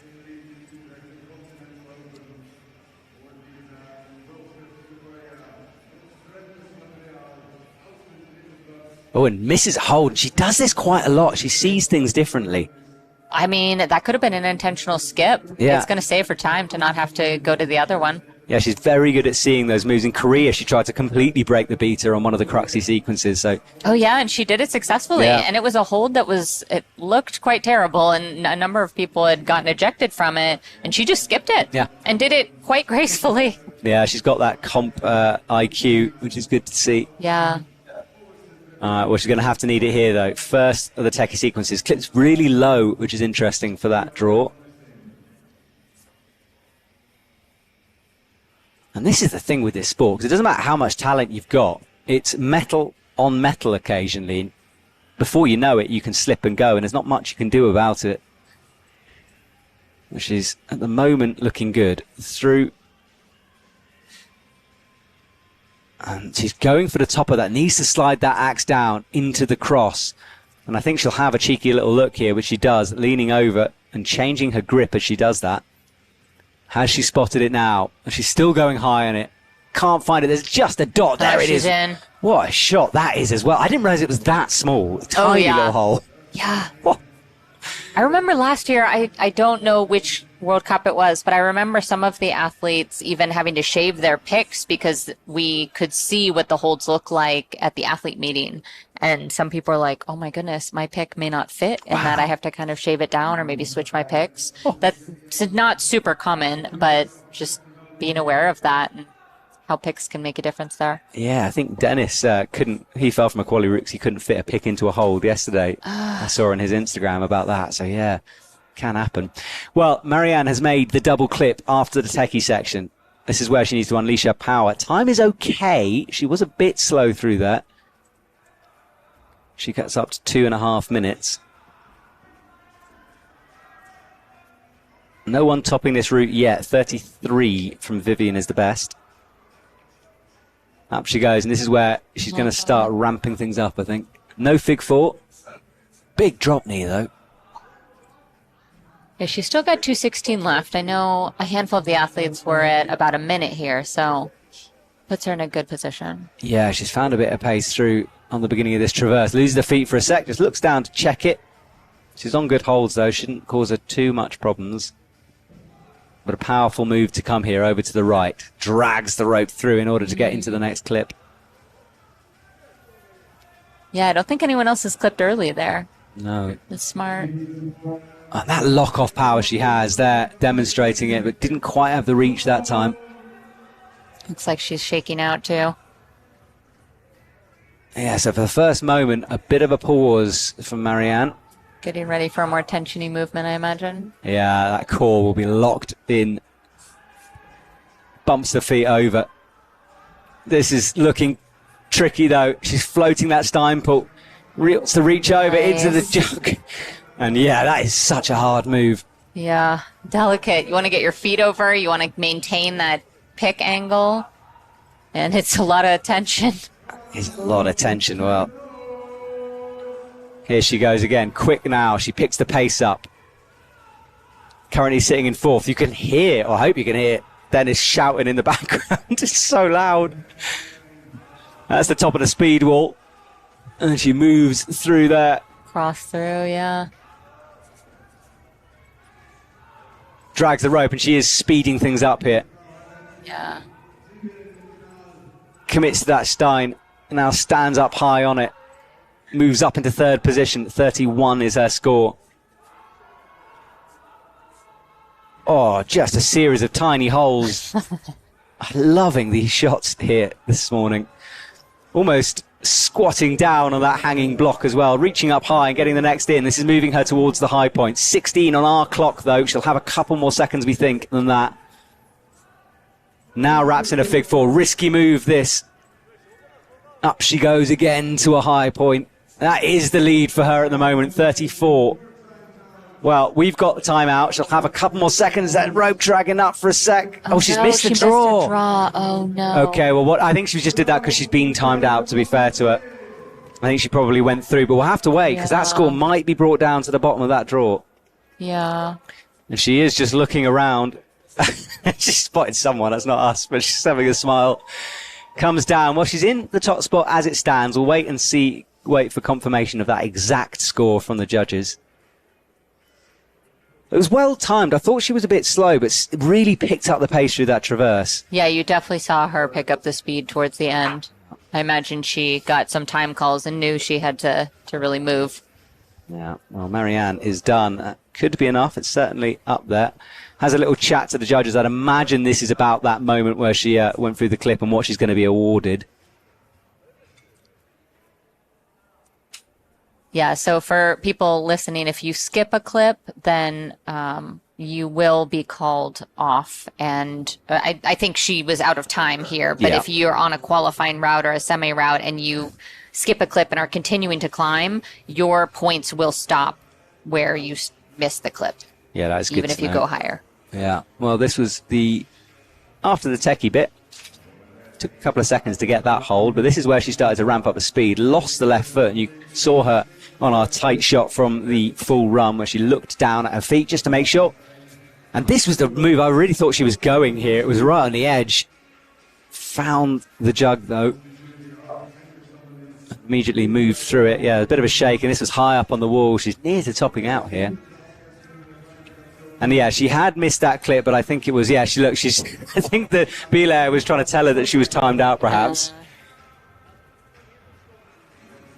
So her score is likely to be a bit lower than where she got to.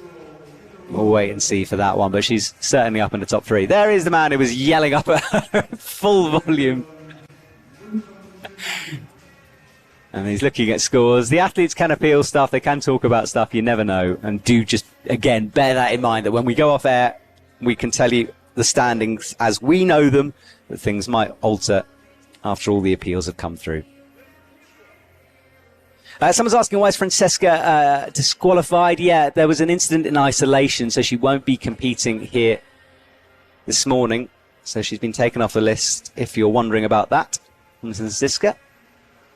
Marianne just talking things through with Dennis there, figuring it out.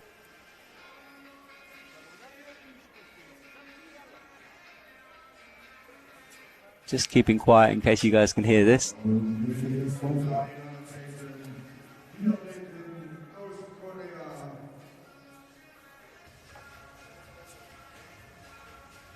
Well, they will analyse what went on, and we will turn our attention to our next athlete, Unsian Shin. We'll be waiting in the... Well, let's be honest, the isolation area for this is the bar, isn't it? Right at the back. That's a good question. I don't know if they put them in the bar or the other isolation spot. I don't know. I mean, yesterday they were in what those flashing lights are. That's where Shin leaves from now. So I suppose, yeah, it is the bar then. There we go. Well, a little bit of Dutch courage maybe going on. Who knows? But I would imagine not. Shin is ready. There she is. What a legend this lady is. So many gold medals to her name, and it's great to see her still competing at this level. Yeah. Yeah, I was talking to Emer the other day about just how fascinating it is to like think about her mindset and think about the expectations that people place on her. And a lot of people like she's a great teammate to people, and I think people think very highly of her, and also people are chasing her, I think. Yeah, absolutely. And that's got to be a tough place to be in and be at the top for so long. And I think from what I've seen, I don't think she approaches the routes in an overconfident way. I mean, I think she still gives them a lot of respect and thought, and I would be curious to hear more about her perspective. Yeah, well, her warm-up to these semi-finals and finals is interesting. Apparently she likes to go for a run before she climbs. That settles her down and gets her ready to go. I mean, for me, that sounds like the worst way to prepare. I'd be sitting on a sofa. But Wuxin is out there with the running shoes, so that's a little factoid for you. All right, well, she's through the first section into the stone nice and easy. And moving towards the first level of the car park. That's, in fact, where our commentary box is. I've just turned around and I can see her in the background as she moves through this first section of the route. The men's semi-final will take place after this on a different wall that has been set already, but the holds have been covered. That's on the right of the stadium. The women climbing on the left. One of the advantages of this stadium is there's so many ways through this this car park that the setters can have a good time playing around. And I saw they added some new features, like a blue kind of ramp that they have some holds on. I'm curious to see which route that's a part of. Yeah, I think it's one of the finals. I saw that as well. Really narrow bit of wall. Yeah. It's going to be interesting. Overhung as well, it looks. Exactly. Another reason for you to subscribe if you're watching so you don't miss the finals. You can get a notification about it. Wuxin with those wrapped. Now, I had a chat with her in Champagny about those axes. They're nomic shafts, but with a modified handle. Don't know if anyone else finds that interesting. I find that interesting. Yeah, it's really cool to see the different ways that athletes modify tools. They do have to all, of course, fit into a standardized box, so you have to be really thoughtful. I know a teammate recently modified tools and had to even kind of shave down the end of the tool and shave the pick a little bit to make sure it would fit in that box. But different advantages, different angles, different handles. Exactly right. Well, locks herself off, comes into this next section. Keeps those feet over. And yeah, this is the lady we would expect to see tonight in the finals, if I was to put some money on it. We'll have to see if she can get through here quick so far. Part of Team Korea, who are such a talented squad, did very well at their own World Cup a couple of weeks ago.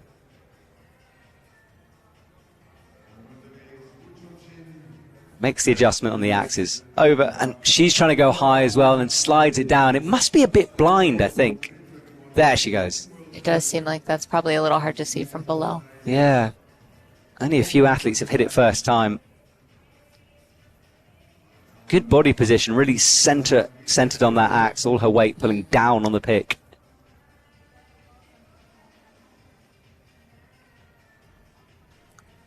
Nice smooth clips from her. She's competing at a lot of events this year, a lot of the continental ones as well.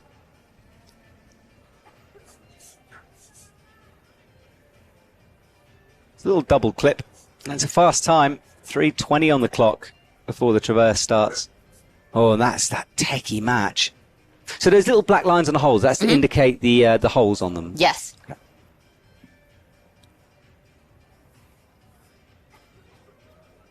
Drags the rope up, makes the clip. Yeah, I think that's earlier than we've seen a lot of the other athletes clip. Yeah. Interesting. It's always that balancing act, isn't it? Because it is a bit harder to drag the rope up when it's high above your head. Yes. Yeah, she's into the icicle nice and quick. She's a good one to watch for rope work, actually. It's rare that you see her get tangled up.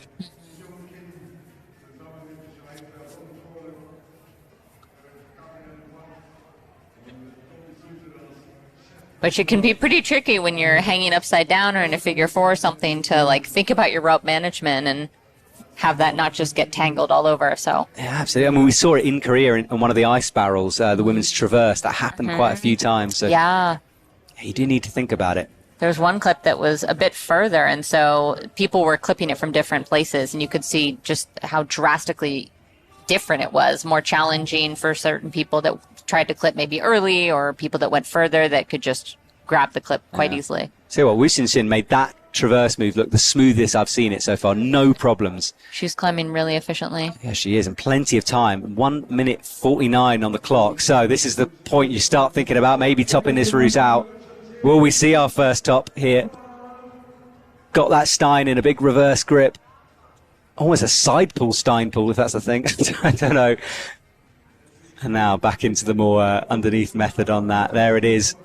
That thumb wrapped. Oh, and it is, and it came off. Well, for me, it was a slightly strange position she got that Stein in for me. Less underneath it than some of the athletes, more to the side. It did look like as she was moving, it kind of twisted sideways and I think disengaged. Yeah, well, interesting. Well, she's sitting in fourth, which means she's going to have a nerve-wracking couple of minutes wait, and she's disappointed, as you can see.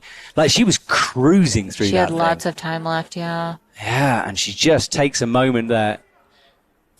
And this is where all that experience starts to come in, because you need to sort of find that moment of zen, that peace, having fallen off this. It's not over for her yet, but certainly putting herself in a tricky position as we carry on through this. By the way, that giant fishhook thing that you can see in the background, if you don't know what that is, that's to drag down the rope, because we pre-clipped the first couple of draws. And there it is in the background dropping down. There, that hook. So it's just something the team here used to speed things along. Well, we stick with Woo Sin here. She still calm in her zone. She had that initial moment of disappointment and a look to our camera as if to say, was what it was. She'll go over to the rest of the athletes. Well, let's watch a couple of her highlights. She was into this ice barrel. This is just in full cruise control through the bottom. No issues. Didn't really look pumped. She made that section look effortless. Easy clips from her. No real. That was a slight delay. A little longer on a replay. And this, to me, was the weird position. She was kind of sideways on it rather than directly underneath it. And let's watch the moment it And I think popped. as long as you're really like pulling down to engage those cheeks, the sharp pointy part on top of the pick, then you're okay. As soon as you're starting to pull at all to an angle, it'll flip your tool out. Yeah, well, she's having a conversation with the chief setter, Anamir, as well. Everyone just having a conversation. And I really like this about ice climbing sport, which is like, you see this a bit on other circuits, but you guys really analyze and help each other out through sections. It's good to see. And I think I've seen a lot of athletes like in route preview, which can be a really stressful time. You have a limited amount of time. You have the same number of minutes for the actual climb. So in this case, 6 minutes and 30 seconds for the climbing and 6 minutes and 30 seconds for route preview. So all the athletes for semis and finals are in isolation. They go out, they get a limited amount of time to use binoculars and figure out the holds. And I see a lot of people like discussing it, being like, what do you think that hold is? How do you think you're going to take it? Yeah. What are you going to do here? And I don't get the sense that that is as common in other competitive sports. No, I agree with you. It's a lovely community you guys have here. Well, we can see the leaderboard on the right. Marianne van der Stier was awarded that 34, so she's on the top spot at the moment. That's our top 8. So your teammate right on the bubble in the danger zone in 8th, currently holding on. We'll have to wait and see. It's going to be a nervous couple of moments for Roz as she waits. And remember, just 8 athletes will move forward into the finals later on. Jan Havel is saying, yep, he was working out how they made that clip using the giant fishhook thing. So I'm glad I managed to answer that question. And remember, chat, you can ask us any questions you want. I have an expert next to me in the box with Ryan McCauley here. We showed her Instagram earlier on. She's willing to have questions. So do let us know if you've got anything you want to know about this world. Ladina from Switzerland takes a deep, deep breath as she pulls on. We talked a lot about pressure for these athletes, and she looks like she was experiencing a few moments of that down low. She'll look forward to get climbing and settle herself into this route. Slightly different sequence. They made the match on that first rock hold. Mm-hmm. And moving again quickly. Yeah, moving quickly. You can see the wood that slowly gets chipped away from the athletes, kicking into it. Yeah.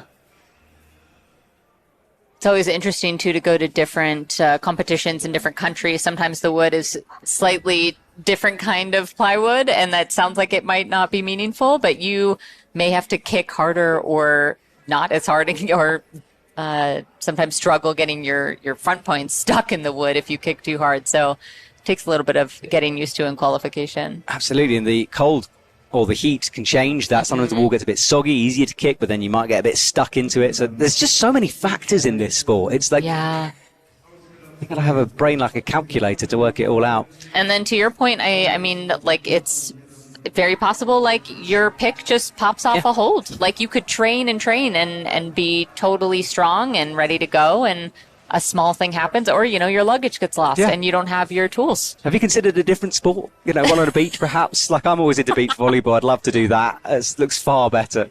No gear.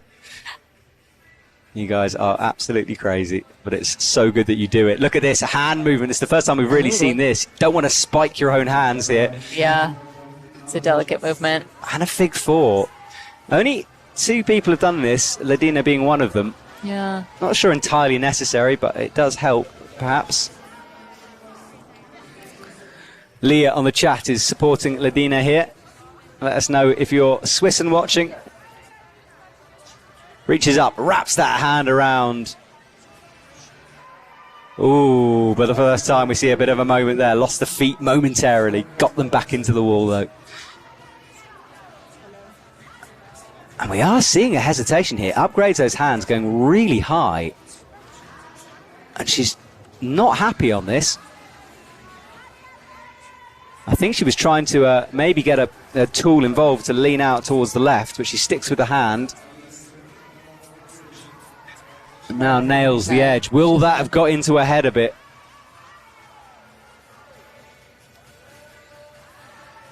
That can be an added factor with any kind of rock climbing or hand movements, is that you got a tool in your mouth, you got one on your shoulder, and if you're clipping, it's just a lot to think about. Absolutely, and if you drop an axe and it hits the ground, that's it, over. Yeah, you're done. Yeah, so, oh, and another foot pop. Right, well, Ladina Nanis needs to settle down because she's had a couple of moments down low. So the Swiss athlete needs to just refocus here. Makes the low clip. I think this is a better way to do it. She's, in her movements, just not quite settling into this at the moment.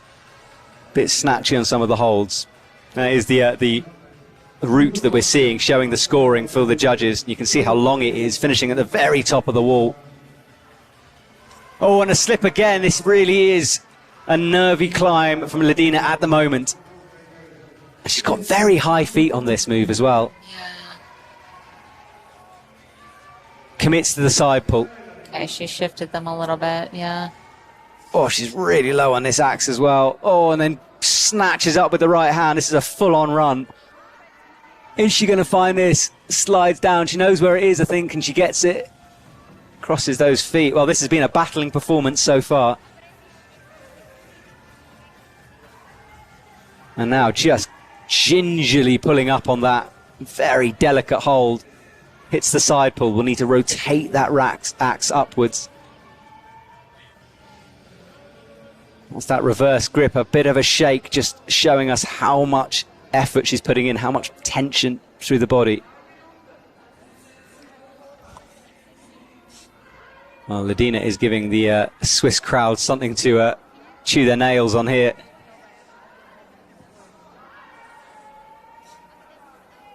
She's through the techie part.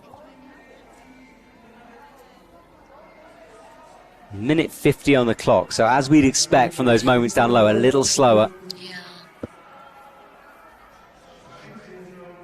Yeah, that can be really challenging to experience a few like foot pops or things like that early on and not have it rattle you and slow down a little bit. Yeah, exactly. Well, that is the athletes shouting up, part of the Swiss team down there, and UIAA officials. Hits the big fig four, flicks the rope out of the way, up towards the icicle, but there's not a hold there. Yeah, there it is underneath. And drops in under, wraps the hand, changes the grip. And I think, oh, another big slip from her. as she made that clip, and that's always the worst moment, isn't it, when you're trying to pull the rope out, everything's going on. Yeah. Wraps it around now, but that was smooth. Put it in. Wow, all the way through. None of this has been particularly smooth, but what a battle from Ladina. Oh, and she goes. Oh, thumps into the wall as well on the way down. And that was just one of those runs where everything kind of went a bit wrong. Tough, yeah. It was tough. Well, she fought through that. Yeah, but she is outside of the top 8, sitting in 9th, and a deep, deep breath there. Uber pumped, you'd imagine. What a fight from her. Brilliant to see. The Impaler on YouTube says, Ale Ladina. Yeah, I think that echoes a lot of people's thoughts on that one. And she undoes her own knot, so wow, yeah. Points. Seriously. Well, Ladina has a chat to one of the belayers down there on the ground, a smile coming through eventually. That was a great fight from her. Pulls it through. And we say goodbye to a Swiss athlete. We've got 2 more Swiss athletes to come. 4 athletes in this semi-final yet to climb. This is some of her moves down low. And that is a great shot of the whole structure. Look how complicated that is. I had a Campbell Harrison from Australia, who's an IFSC athlete, messaged me saying we should learn something from those walls design. And it's true. They're spectacular, the walls for the UIAA. Yeah. This venue in particular, I think, is such a fantastic one, especially for viewing with the parking garage spiraling, so you can just get so many spectators, and it goes up so high. It's a really fun one. Although I do get lost every time I come here. I keep popping out of floors I think is the right floor, and it's not the right floor, and then the lift is... I mean, there are issues, put it like that. All I want to do is get to the coffee place. I don't know if there are issues of the area or... No, it's my own brain, don't worry. I cause my own problems. Right, Marion Salmon-Thomas is out.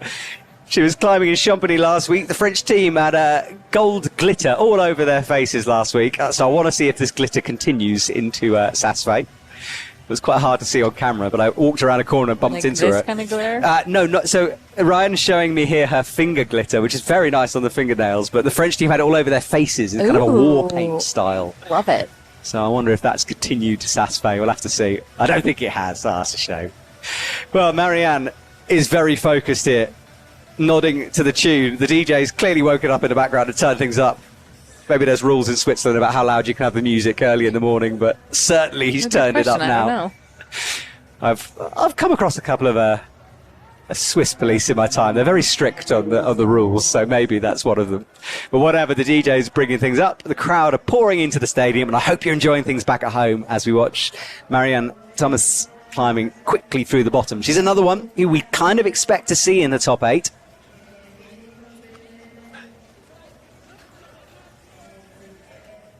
Smooth through the bottom.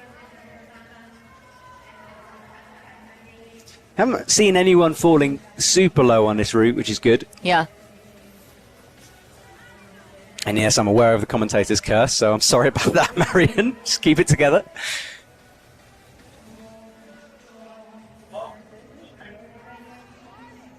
Up she comes into that Stein pool, makes sure of it.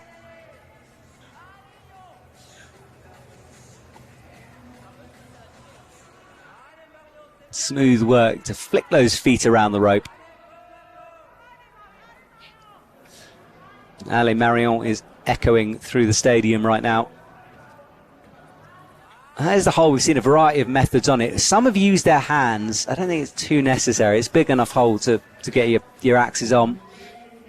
Yeah, I don't think it's necessary. I think whatever is going to help the athlete be as confident as possible. I know some people prefer to use their hands, even if few other people are taking that approach. Yeah, and we've got some strong-fingered climbers out there as well as ice climbing. A lot of these athletes are boulderers, sport climbers, and you see that different style come through sometimes. Marianne just almost kicks her rope, though, checks down to make sure she's not just spiked herself. Makes the match. Up she goes into the pockets. There is some French flags being displayed. Ale Marion. And yeah, this crowd will grow and grow throughout the day. It's one of those events. It's such a small town here in Saas that everyone knows this is happening and everyone looks forward to it.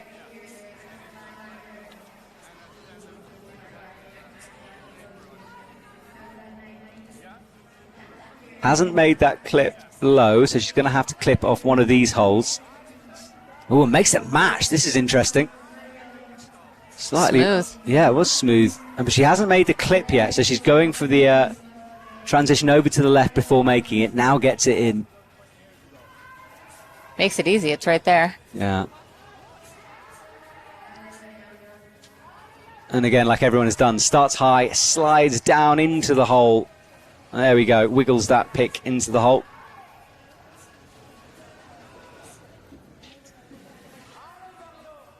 Oh, she's going to go for the skip. Wow. Goes through that hold.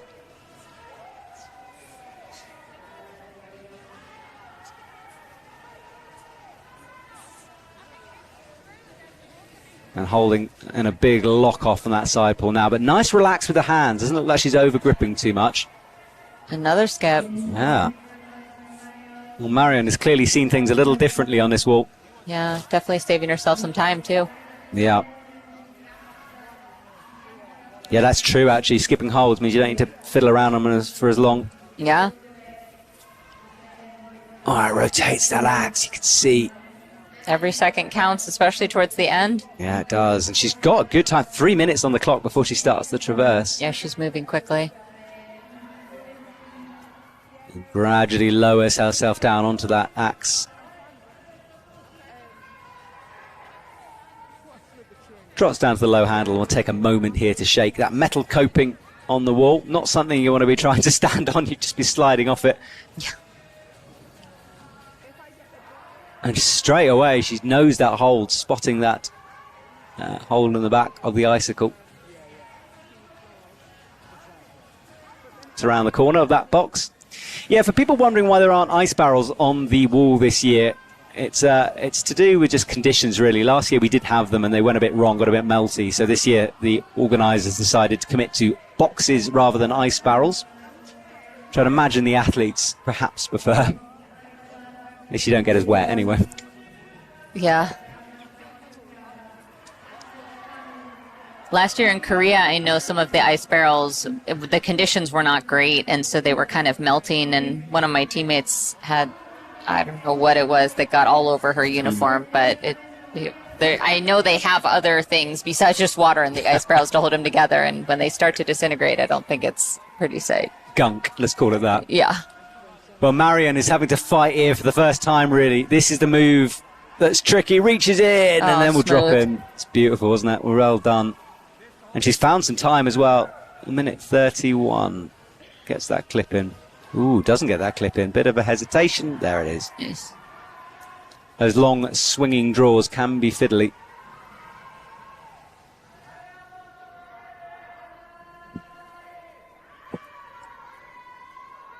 Up she goes, getting massive encouragement from this French crowd.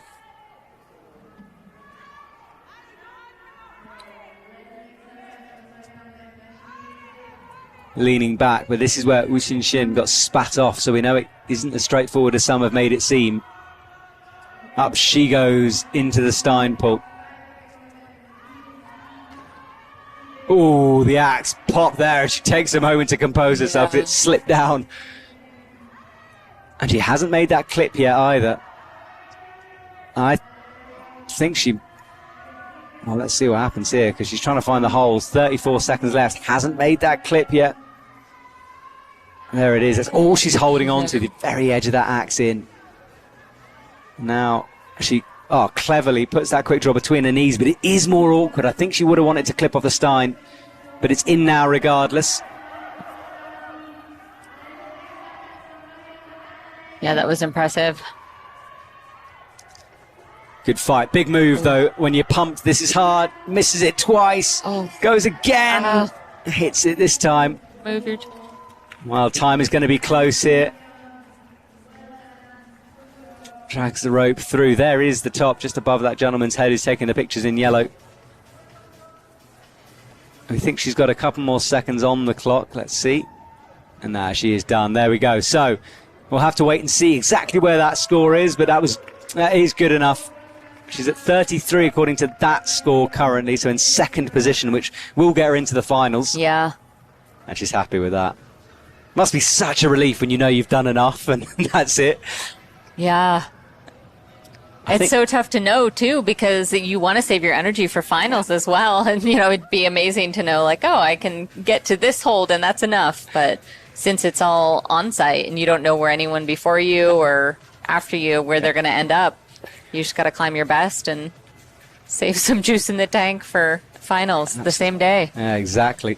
Well, I did her a disservice earlier. I said she hadn't got the glitter on, but I can see the glitter now glinting. So she continues the tradition. 32.2 is her score according to that. So that slips her into third position, which, yeah, should... Yep, is enough for finals. So good work from her. And we're starting to see our finals make shape now. Emir McSwiggan sitting in the danger zone in 8th. She had a fairly low fall for her, so she'll be nervously checking that score. Watch some of these moments. This was the move she made look effortless, even though it is hard. Flicked that bottom axe out and under. And this was this awkward looking clip where she flicked the quick draw between her knees in order to make it. Took a few moments there to get that locked in, and then this was a big bump up towards the last couple of holes as the time was ticking down. But good work. And Marion having a chat with everyone, sitting in that Red Bull seat, and takes off those fruit boots.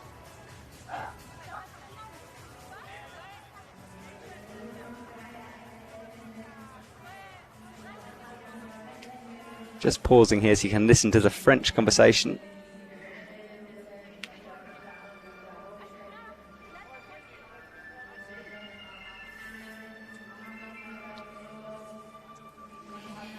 Well, the warm shoes are back on for Mariam.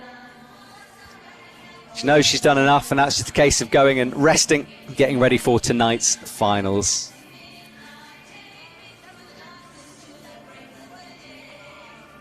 Next up will be Olga Kosek, coming from Poland. We've been waiting in the isolation earlier from pretty early on this morning.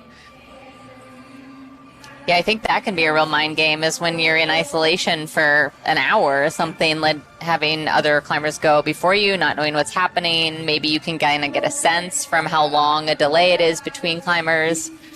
Yeah, the athletes will be able to hear the crowd, but they won't know the score. So Olga Kosek walks out, third last night in speed. Did well there. That's cool grip tape. What's that? Is that butterflies in the grip tape? That's Looks awesome. like it. Oh, I want that. Where do you get that from? Let me know, chat, if you know where I can get butterfly grip tape from. So Olga is waiting, smile on her face. She's part of the Athletes Commission, and she was in my commentary box last week, having chatting through the World Youth Championships. Good to have her input, and a panda on the helmet as well. Why do I spot these things? I just find them so interesting. I don't know if anyone She cares. did put that on recently, I think, so. I think it's cool. Yeah. The panda helmet, we'll call it that.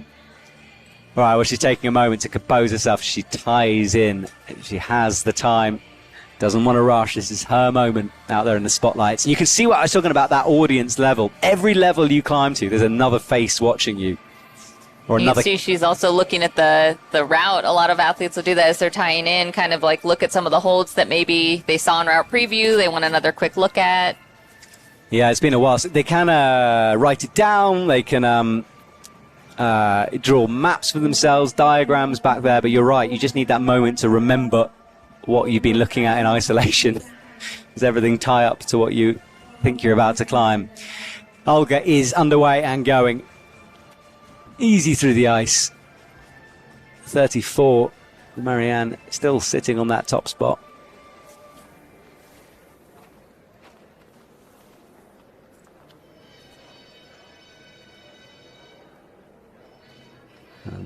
It's a little bit slow. A little bit slow through the bottom section. I want just to go, go, go. I know how time is important here, but obviously she doesn't want to fall, needs to make sure of it.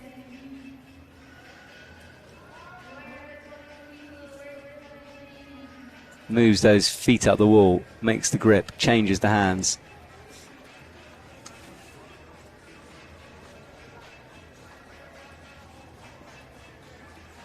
Olga's another competitor I've seen be a real mentor to other athletes. I know I took a training camp with the UIAA last season, and she was there and kind of stepped in a leadership role and helped a lot of people kind of identify movements she had seen be challenging for the group and supported with that. And also even just has sent personal messages over Instagram and things with like tidbits or tips. I know I had posted one video where I was training at my local gym and I did a movement that I wouldn't do in competition because it's not UIAA approved. And she very kindly reached out and was like, hey, hope you're well, and also just want to make sure like you can't do that at the competition. Like just want to be aware. Hope that's okay. I'm pointing that out. And I was like, gosh, like what an amazing community and athlete. Like where would that happen in other competitive sports? So something that I really appreciate about her with all of her experience. Absolutely. Well, she wraps her hand around. I want to know what the move is now. What's an illegal UIAA move? Well, I wasn't biting my tools at the gym we were at, and so I had hooked my tools on top of each other, and you can't do that. Oh, okay. Well, she is skipping that nasty little side pull, which does look like a good way through it. It's a horrible hold. Up into the ice, and she's not in. This is interesting. So she's just got a hook on the right. Fair enough. And obviously spotted that one. And I suppose it means you don't need to do the sort of big cross through with the right axe.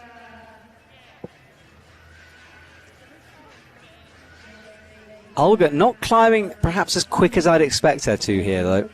Maybe looking to make some time up in the top. Just being very sure of her tools. Looking solid through every move. Yeah, very strong. Yeah, no drama.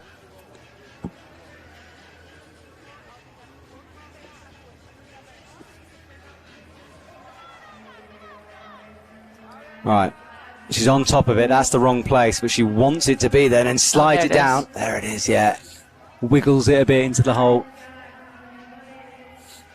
And you can see she's just very slowly bringing those hands down. It's controlled climbing, but the clock we need to keep watching here. Gets that side pull. Feet, of course, not as stable as you'd like on that moving block.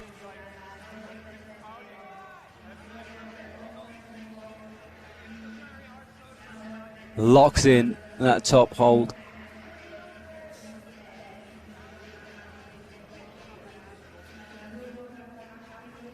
So we approach that metal we've seen before, indicating it's traverse time almost. 22.0 is her score currently. 2 minutes 44. It's not like she's behind time, but we've seen everyone being timed out who's got that far. Yeah, she seems a little tentative on some of the movements. Such a balancing act, isn't it? Because you don't want to be falling early. You want to make sure of that finals place. Look at those axes. The color is so cool on those. They are. Yeah, and that move before, the one we were talking about with the really precise dot that seems a little bit blind from below. I mean, you don't know 100% if you're in it. So we saw her wiggle the tool and then stay really below it and like make very intentional slow movements. So I imagine even if she wasn't in it, she wants to be very careful to not move her peg. Yeah, agreed. I know she also mentioned the other day she was feeling very tired. I think just from a lot of competitions and things going on and travel. So I wonder if that is playing a role here at all. Yeah, exactly. All right, here she goes. She's in some hard sequences now, and 1 minute 40 on our clock.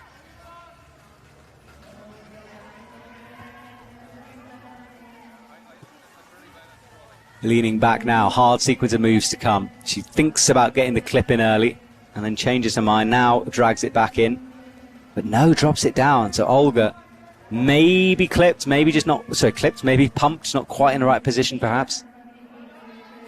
And this is certainly not what she'd want right now. As we come up towards 1 minute left on this.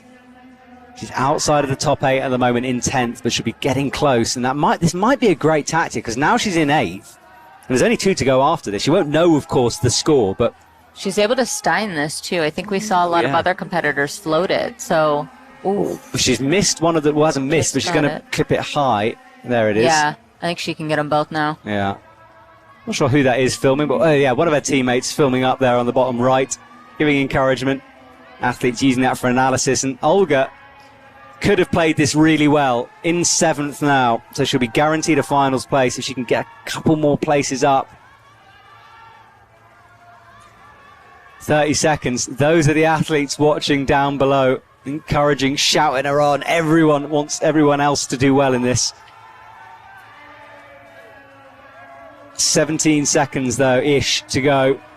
Oh, the falls. That Steinper was locked in, so it wasn't that. Something maybe with the feet. Yeah, she might also just be really pumped. Yeah. I mean, she's holding that right arm down like she can't lift it up above her head. And she looks absolutely exhausted out there on the ice. Well, she's in 5th, though, so that is in for the finals as it stands. Yeah. And yeah, look at this. This just gave everything up there. She had to fight really hard in the speed. It was a big day of climbing yesterday, and Olga is drained out there. Maybe that's for the best that she got just to where she did and then came down, because with finals, she's going to need some energy. She is. Someone give that woman a Red Bull immediately. I was talking to a certain athlete, I won't mention their name, who apparently had 8 Red Bulls yesterday, which I'm not sure. And they were okay. Well, we don't know. I would end up in the hospital. Haven't heard them from them today, so perhaps, you know. Oh, dear. But we won't say who it is. But yeah, it's you do what it needs. What it takes, eh? Hello to chat, by the way, if you're joining us. You can ask us questions, say hello, let us know you're watching and enjoying the competition so far. We had an emoji fest earlier on when everyone was sending weird emojis, so we're at that kind of level here on the chat here at semi-finals. And with Ryan McCauley, who is part of Team USA, athlete, coach, and there is a gentleman who every time a camera turns on him, he does a different kind of dance move. He's clearly like me. We need him in a commentary box. He's got Mike out of an ego, I think. he's enjoying himself. Oh, he's having a word with the Does he speak? No, he's not. I think he's just saying, am I on camera? Yes, sir, you are. And now he's hiding. Now he's hiding. Come on. You can't now avoid the spotlight. Well, there is our leaderboard on the right. So Erin McSwiggan outside of the top 8. She gets pushed down into 27. Your teammate Roz is out, 26.1. She's down as well. And just 2 athletes to go. Now, Francisca was disqualified due to an isolation incident, so she was meant to be climbing next. She won't be, so Sina Gertz will be up next. And there we go. Who's fixed in the finals? Well, everyone in the top 7, top 6 is fixed in the final. There's Olga having a chat. Someone clip that, make a meme of it.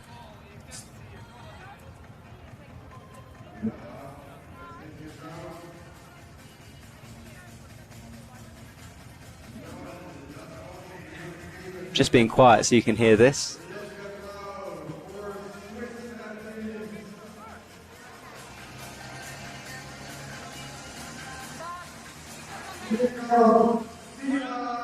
Yeah, the music is pretty loud in the background, but it's always interesting to hear that athlete talk, the analysis that goes on before you have to let it go and move on to the next round. Yeah. All right, Sina Gertz is up and about. Now, this is a Swiss athlete who has a real potential to be on the podium, potentially win, and the Swiss crowd will be cheering every movement she makes out here.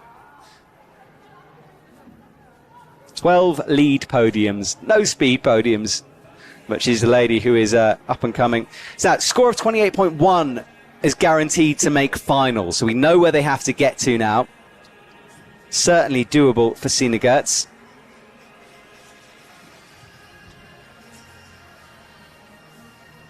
Tell you what I'm well impressed with is tying a figure of 8 knot with gloves on. That's something I haven't practiced.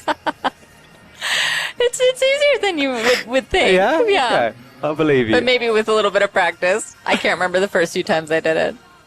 I'm impressed anyway. Clipping as well with gloves. I was going to say, yeah, clipping with gloves, like it's not unheard of to get your glove kind of caught in there. So you'll see, I think the athletes that are moving really efficiently, like they're really effective with their clipping. Yeah.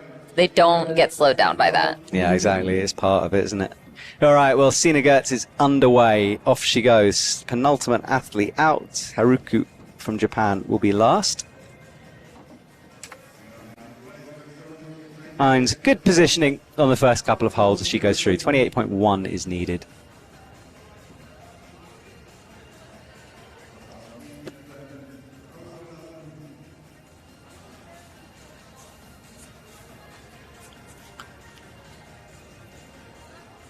And we saw from Olga that you don't need to necessarily charge through this bottom section.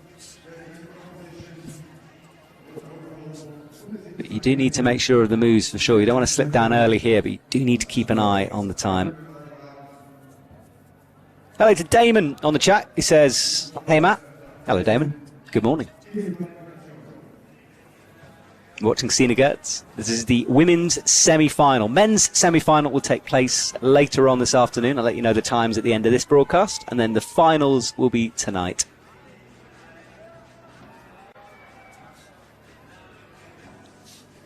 So Sina up into that big metal ball of a hole. Decides to go for the hand wrap. Oh no, sorry, she doesn't. She's on the tool.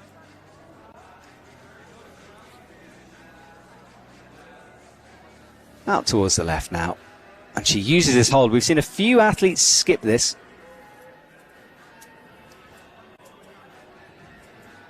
She decides to commit to that bad hold. Makes the low clip. Ice is beckoning above. She goes straight in. I love the fact that Olga went for a hold that isn't marked on that ice. It's kind of smart. Interesting. Yeah. The camera right at Sina's face there. It's going to be a good shot. And just a reminder with that to go and subscribe to the UIAA Instagram if you haven't already.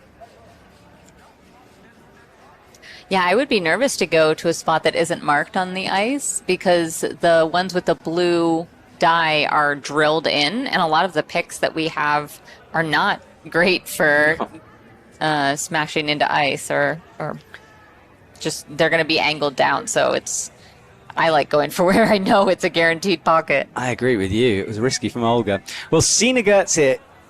No drama, really. Nice and smooth through the bottom of this route. Is into the techie section now. Which Almost 4 minutes left. Yeah, she's cruising at the moment. 28.1 she needs for the finals. She's in 12th at the moment. And not long to go. But don't get complacent if you're watching, because we know how quickly things can go wrong in this. It can go from pumped and calm and relaxed into very, very pumped super quickly. Little skip of the feet there as she makes her way upwards.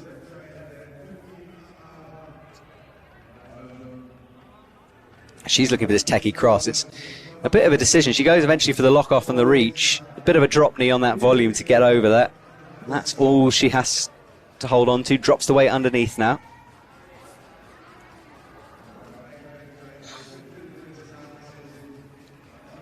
And a high clip from her. Feet skipping a little bit as she cracks in a figure four.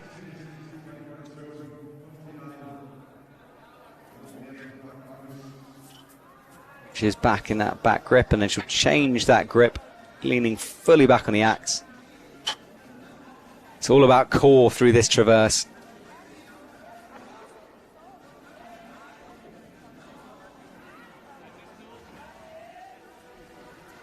She will take a moment here before committing to this next big move. Is accurate though, look at that.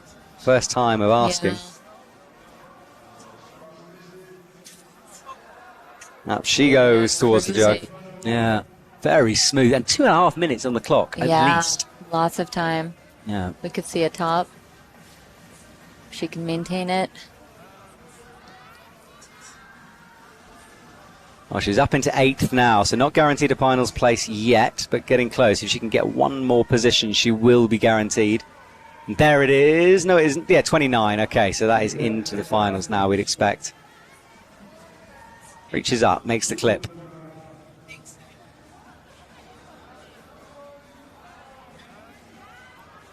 And takes a second. This can be a fiddly move, though. Commits to the Stein.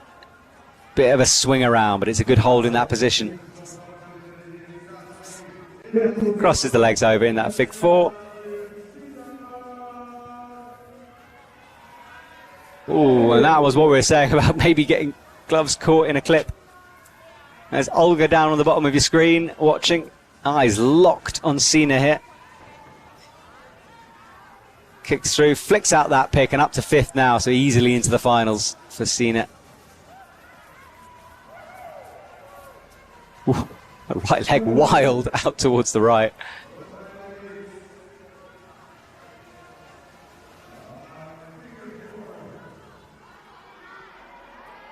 And this big move, probably the most powerful move on the route, this. Really overhanging. Okay if you're not pumped, but she is at this point, trust me, but she's got lots of time.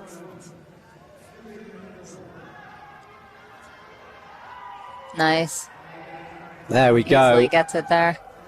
I think it's a metal hole, but the legs are swinging here. Manages to bring the other hand in and now kicks the feet in. She's got a low draw she needs to get in. That was a good save from Sina. Well, if she wants a top, she's really going to have to move through here, but doesn't need to. Doesn't know that, of course. Coming up towards Marianne's score.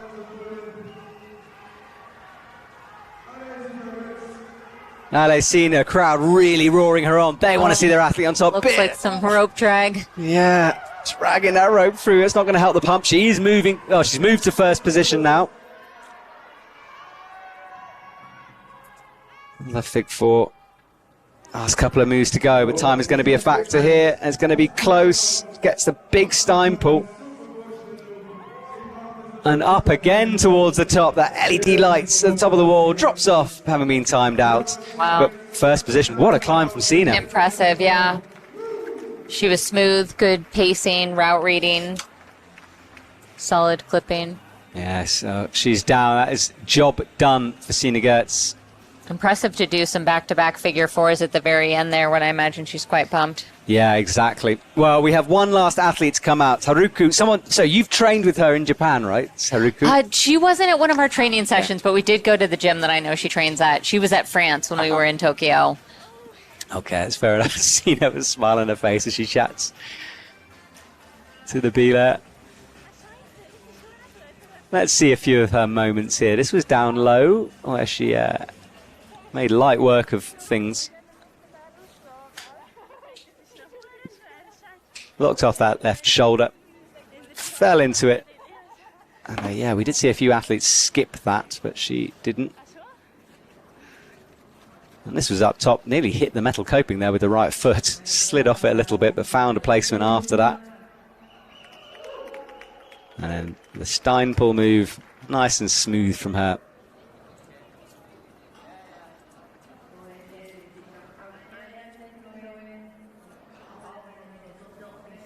And that was the save, swinging around, just brought that left hand up and kicked back into the ice.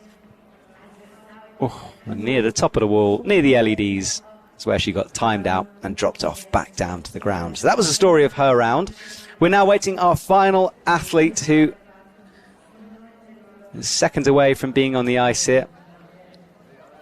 Waiting back there in the bar/isolation. That's our top 8. So just to give you an idea, Haruku will need 31 to get into the finals, and that 8th place therefore will be decided via countback, and that would knock Lorena Beck out of the top 8. So you can see the score of 31 by lots of athletes. Countback deciding those places.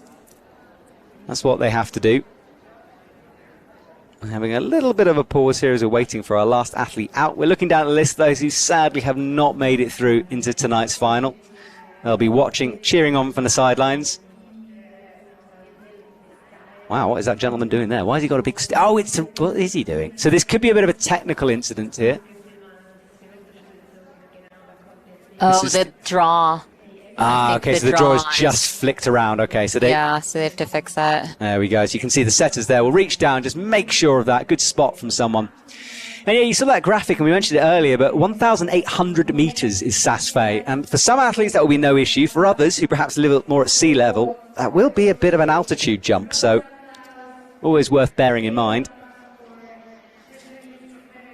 I was talking to Emer the other day about like altitude and training at altitude, and how, you know, it's very difficult if you live at sea level to really do a lot to train for that altitude when you come to a place maybe like Saas Fee, where it's going to be potentially impactful, a little bit different. And I know Emer was even saying that during COVID, she was living in South Korea and was running in a mask, and it was terrible, but that she got to somewhere like Saas Fee and was like, oh, I think it actually helped. I'd never thought of that. You know. So, you know. Why was she running in a mask? Surely. Well, it was like COVID, you know, Okay, and there were more strict restrictions in certain places. So. Yeah. Oh, God, that's savage. I thought we had it bad in France, but Yeah. apparently not. Worse in Korea. All right, Haruku needs a score of 31 in order to get into the finals. Our last athlete out before we have a little bit of a break before the men's competition later on. And don't worry, I'll tell you all of the times at the end.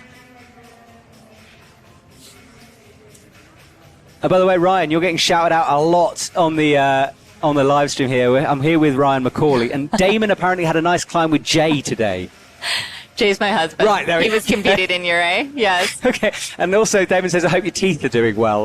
You can answer that if you want. You don't have to. I've got no idea what he's talking about, but... Yeah, I had a little tooth injury in dry tooling, unfortunately, so that's why I'm not biting my tools right now. Oh, gosh. Yeah.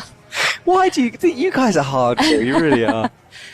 Well, thank you, chat. Love those little inputs you're having. It really makes things fun for us in the commentary box. All right, Haruku is up. Last athlete out from Team Japan. 31 needed. Can she make it in?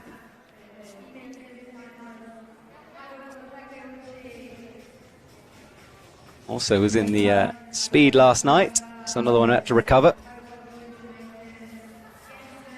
Ooh, immediately goes for a hand on that rock, bumps that hand. Yeah, we've seen a few athletes do that kind of towards the end. I think Olga and was it Sina that also did that, I believe? Yeah, although it did look like she sort of overcomplicated herself there. She wanted to reach all the way through, and this is quite awkward in this position. It's quite high now. I wonder if they were hoping to make a skip and go to the next one, and then it was potentially further. Yeah, I think she was definitely looking for it.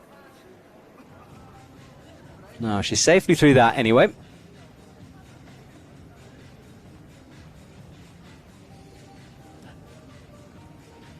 Good, solid pick work at the moment. Every hold is kind of first time she's hitting it.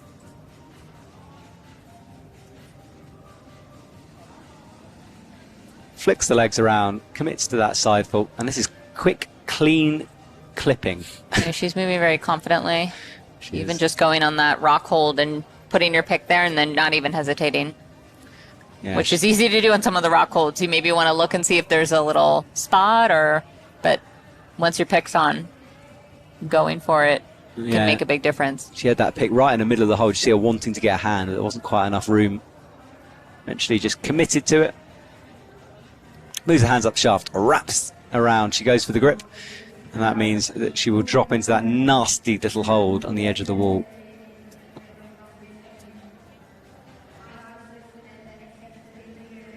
And watch her hands here. I'm trying to spot when an athlete is over gripping, when she looks nice and relaxed there at the moment.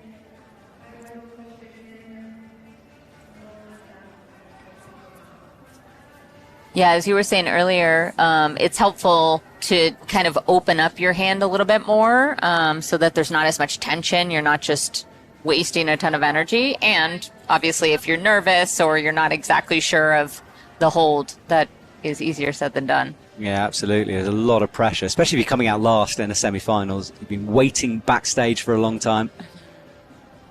Every athlete that leaves, suddenly you're all alone in the isolation. It can feel very strange back there. But it's what you have to get used to if you want to climb at this kind of a level. And Haruka will be wanting to get into tonight's finals, into that side pull now. Look how tiny that hold is. Ridiculous. The screw is bigger than the hold. Up high, adjusts the feet into that corner. Slab on the left, overhanging on the right.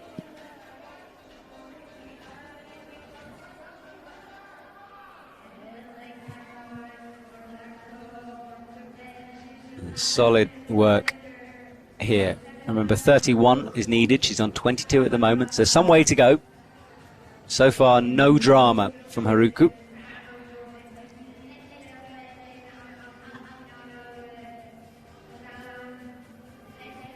Goes for the cross method rather than the reach.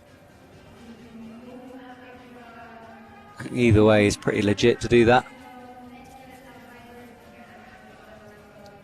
Effective little shake in between, too.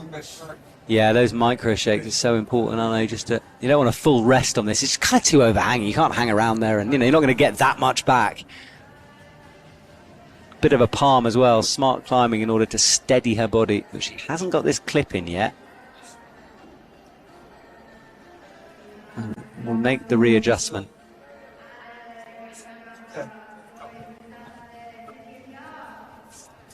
This is maybe the first time we saw her just change things. Big clip up high above her head, then drops back down. And now goes back to the figure 4 and that palm. Oh, now there's some drama. Missed the icicle with the reverse grip. Gets it locked in now. Time is ticking for her, but 25. She's nearing this finals point. Makes the adjustment on the axe as she reaches underneath to make that clip. Still has 2 minutes. Yeah, she has got time. Yeah, up to that hold. It's just around the corner. It's Vladek, the cameraman up there, who is a very talented man. Go and follow him on Instagram as well. All right, she's in, but for the first time after those little clip hesitations, I think she's it's the first time I've seen her struggle. 26 with a minute and a half on the clock. This is, oh, misses it twice, 3 times, bumping around all the time. That left arm will be burning as she locks it off. Drops in underneath the Steinpool. We need to be quick through here and gets into the jug. She's already made that clip, so can ignore that first one, gets the second in. I think it's so important to focus on your breathing too when you're going for those little precise movements and you're maybe holding out and you have a limited amount of time and energy to try and find the pocket. I think it's so easy to hold your breath and just kind of contract everything, and it actually would really be better to keep breathing, but sometimes you have to consciously remind yourself of that. Yeah, absolutely. It's that discipline as well, isn't it, to remind yourself of it. Locks herself off. 29. She's very close to a finals place now. Gets in the clip. The Steinpool is the important one coming out. This is where a lot of people have fallen. In she comes. You can see the wood, the mark left on the wood from multiple Steinpools from before. Now she's in, and that is enough for the finals place. So Haruko is through. She doesn't know it yet, of course, but we do back at home, so we can perhaps breathe ourselves as we relax a bit. Damon on the live chat is going to sleep. It's 3 a.m. Damon, weak. Stay till the end. She falls on that. 31, but it is enough to get her in, so it's okay. Comes down with a shake of her head. It was a moment, but I think she'll, once she gets to the ground and realizes that she's in, I think she will relax a little bit. Damon, apologies. I know you're not weak for going to bed at 3 a.m. It's fair enough. And thank you for the compliment, saying hello to you, Ryan, over there. Good work from Haruko. She's through. And we will have confirmation of the leaderboard in a couple of seconds. First of all, some of her highlight moments. She committed to the bad hold, didn't go for the slip, for the skip, the slip. Feet were round. That was just, she had a bit of a stuck pick there, but managed to wiggle it out. This was the first moment she kind of hesitated, went for the fig 4 to try to get the clip, then dropped it down, then put the fig 4 back in. Cost her a bit of time, perhaps. This was leaning back on the icicle. And then finally, let's see how she did fall. It was so quick. We almost missed it. Just, don't know what happened there. Yeah. Maybe a bit of pump. Just didn't have the right grip. Well, while we wait for confirmation of the results, to let you know for the timings for the rest of the comps, 12:55 Central European time. We'll be back for the men's semi-finals, and then 6:50 tonight for the main finals. And here are confirmation of our top 8. Sinegatz, Marianne van der Steen, Vivian Labrielle, Marion Salmon-Thomas, Haruko Takuchi, Selina Bossard, Olga Kosek, and Wishin Shin make up our top 8. What a top 8 that is. That's the who's who. Lorena Beck just outside of that top 8 in 9th. Heart goes out to her. Same score, but due to countback, she's knocked down. As we go through the rest of the list, commiserations to those athletes. They fought hard, they did well, and a good performance later from them. Well, Ryan McCauley, thank you so much for joining me in a commentary box. It's been an absolute pleasure. Thank you, Matt. Really, really enjoyed it here. And a couple of seconds away as we wait for our broadcast to end. So remember, 12:55 this afternoon, we will be back with more action from the men's. So thank you, Ryan, and we will see you very soon, everyone. What a performance that was. Congratulations to our top 8 athletes. We'll be back later on to knock 16 men down to just 8. Don't miss that. My name is Matt Groom, and I will see you very soon.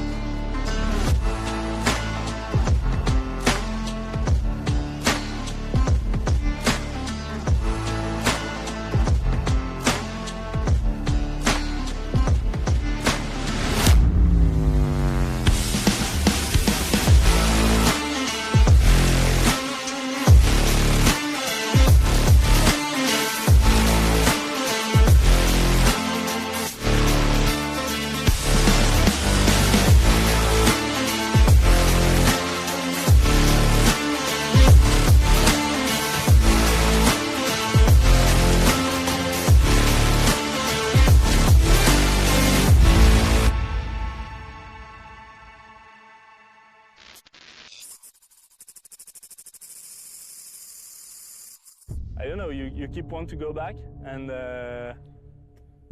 you can never stop. I've been dreaming of winning World Cups, or at least being able to stand on the podium of a World Cup. What makes a champion? I mean, I think it's about kind of being able to perform at the highest level and dealing with some fairly kind of tenuous conditions. You're not happy with the place until you're at the top. Yeah, last season was almost like a comedy show.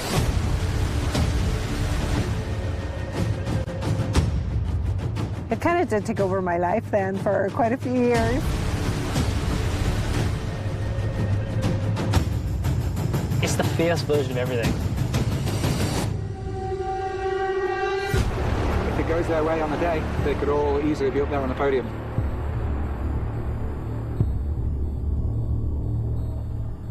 And it is a big family that kind of hate each other. Not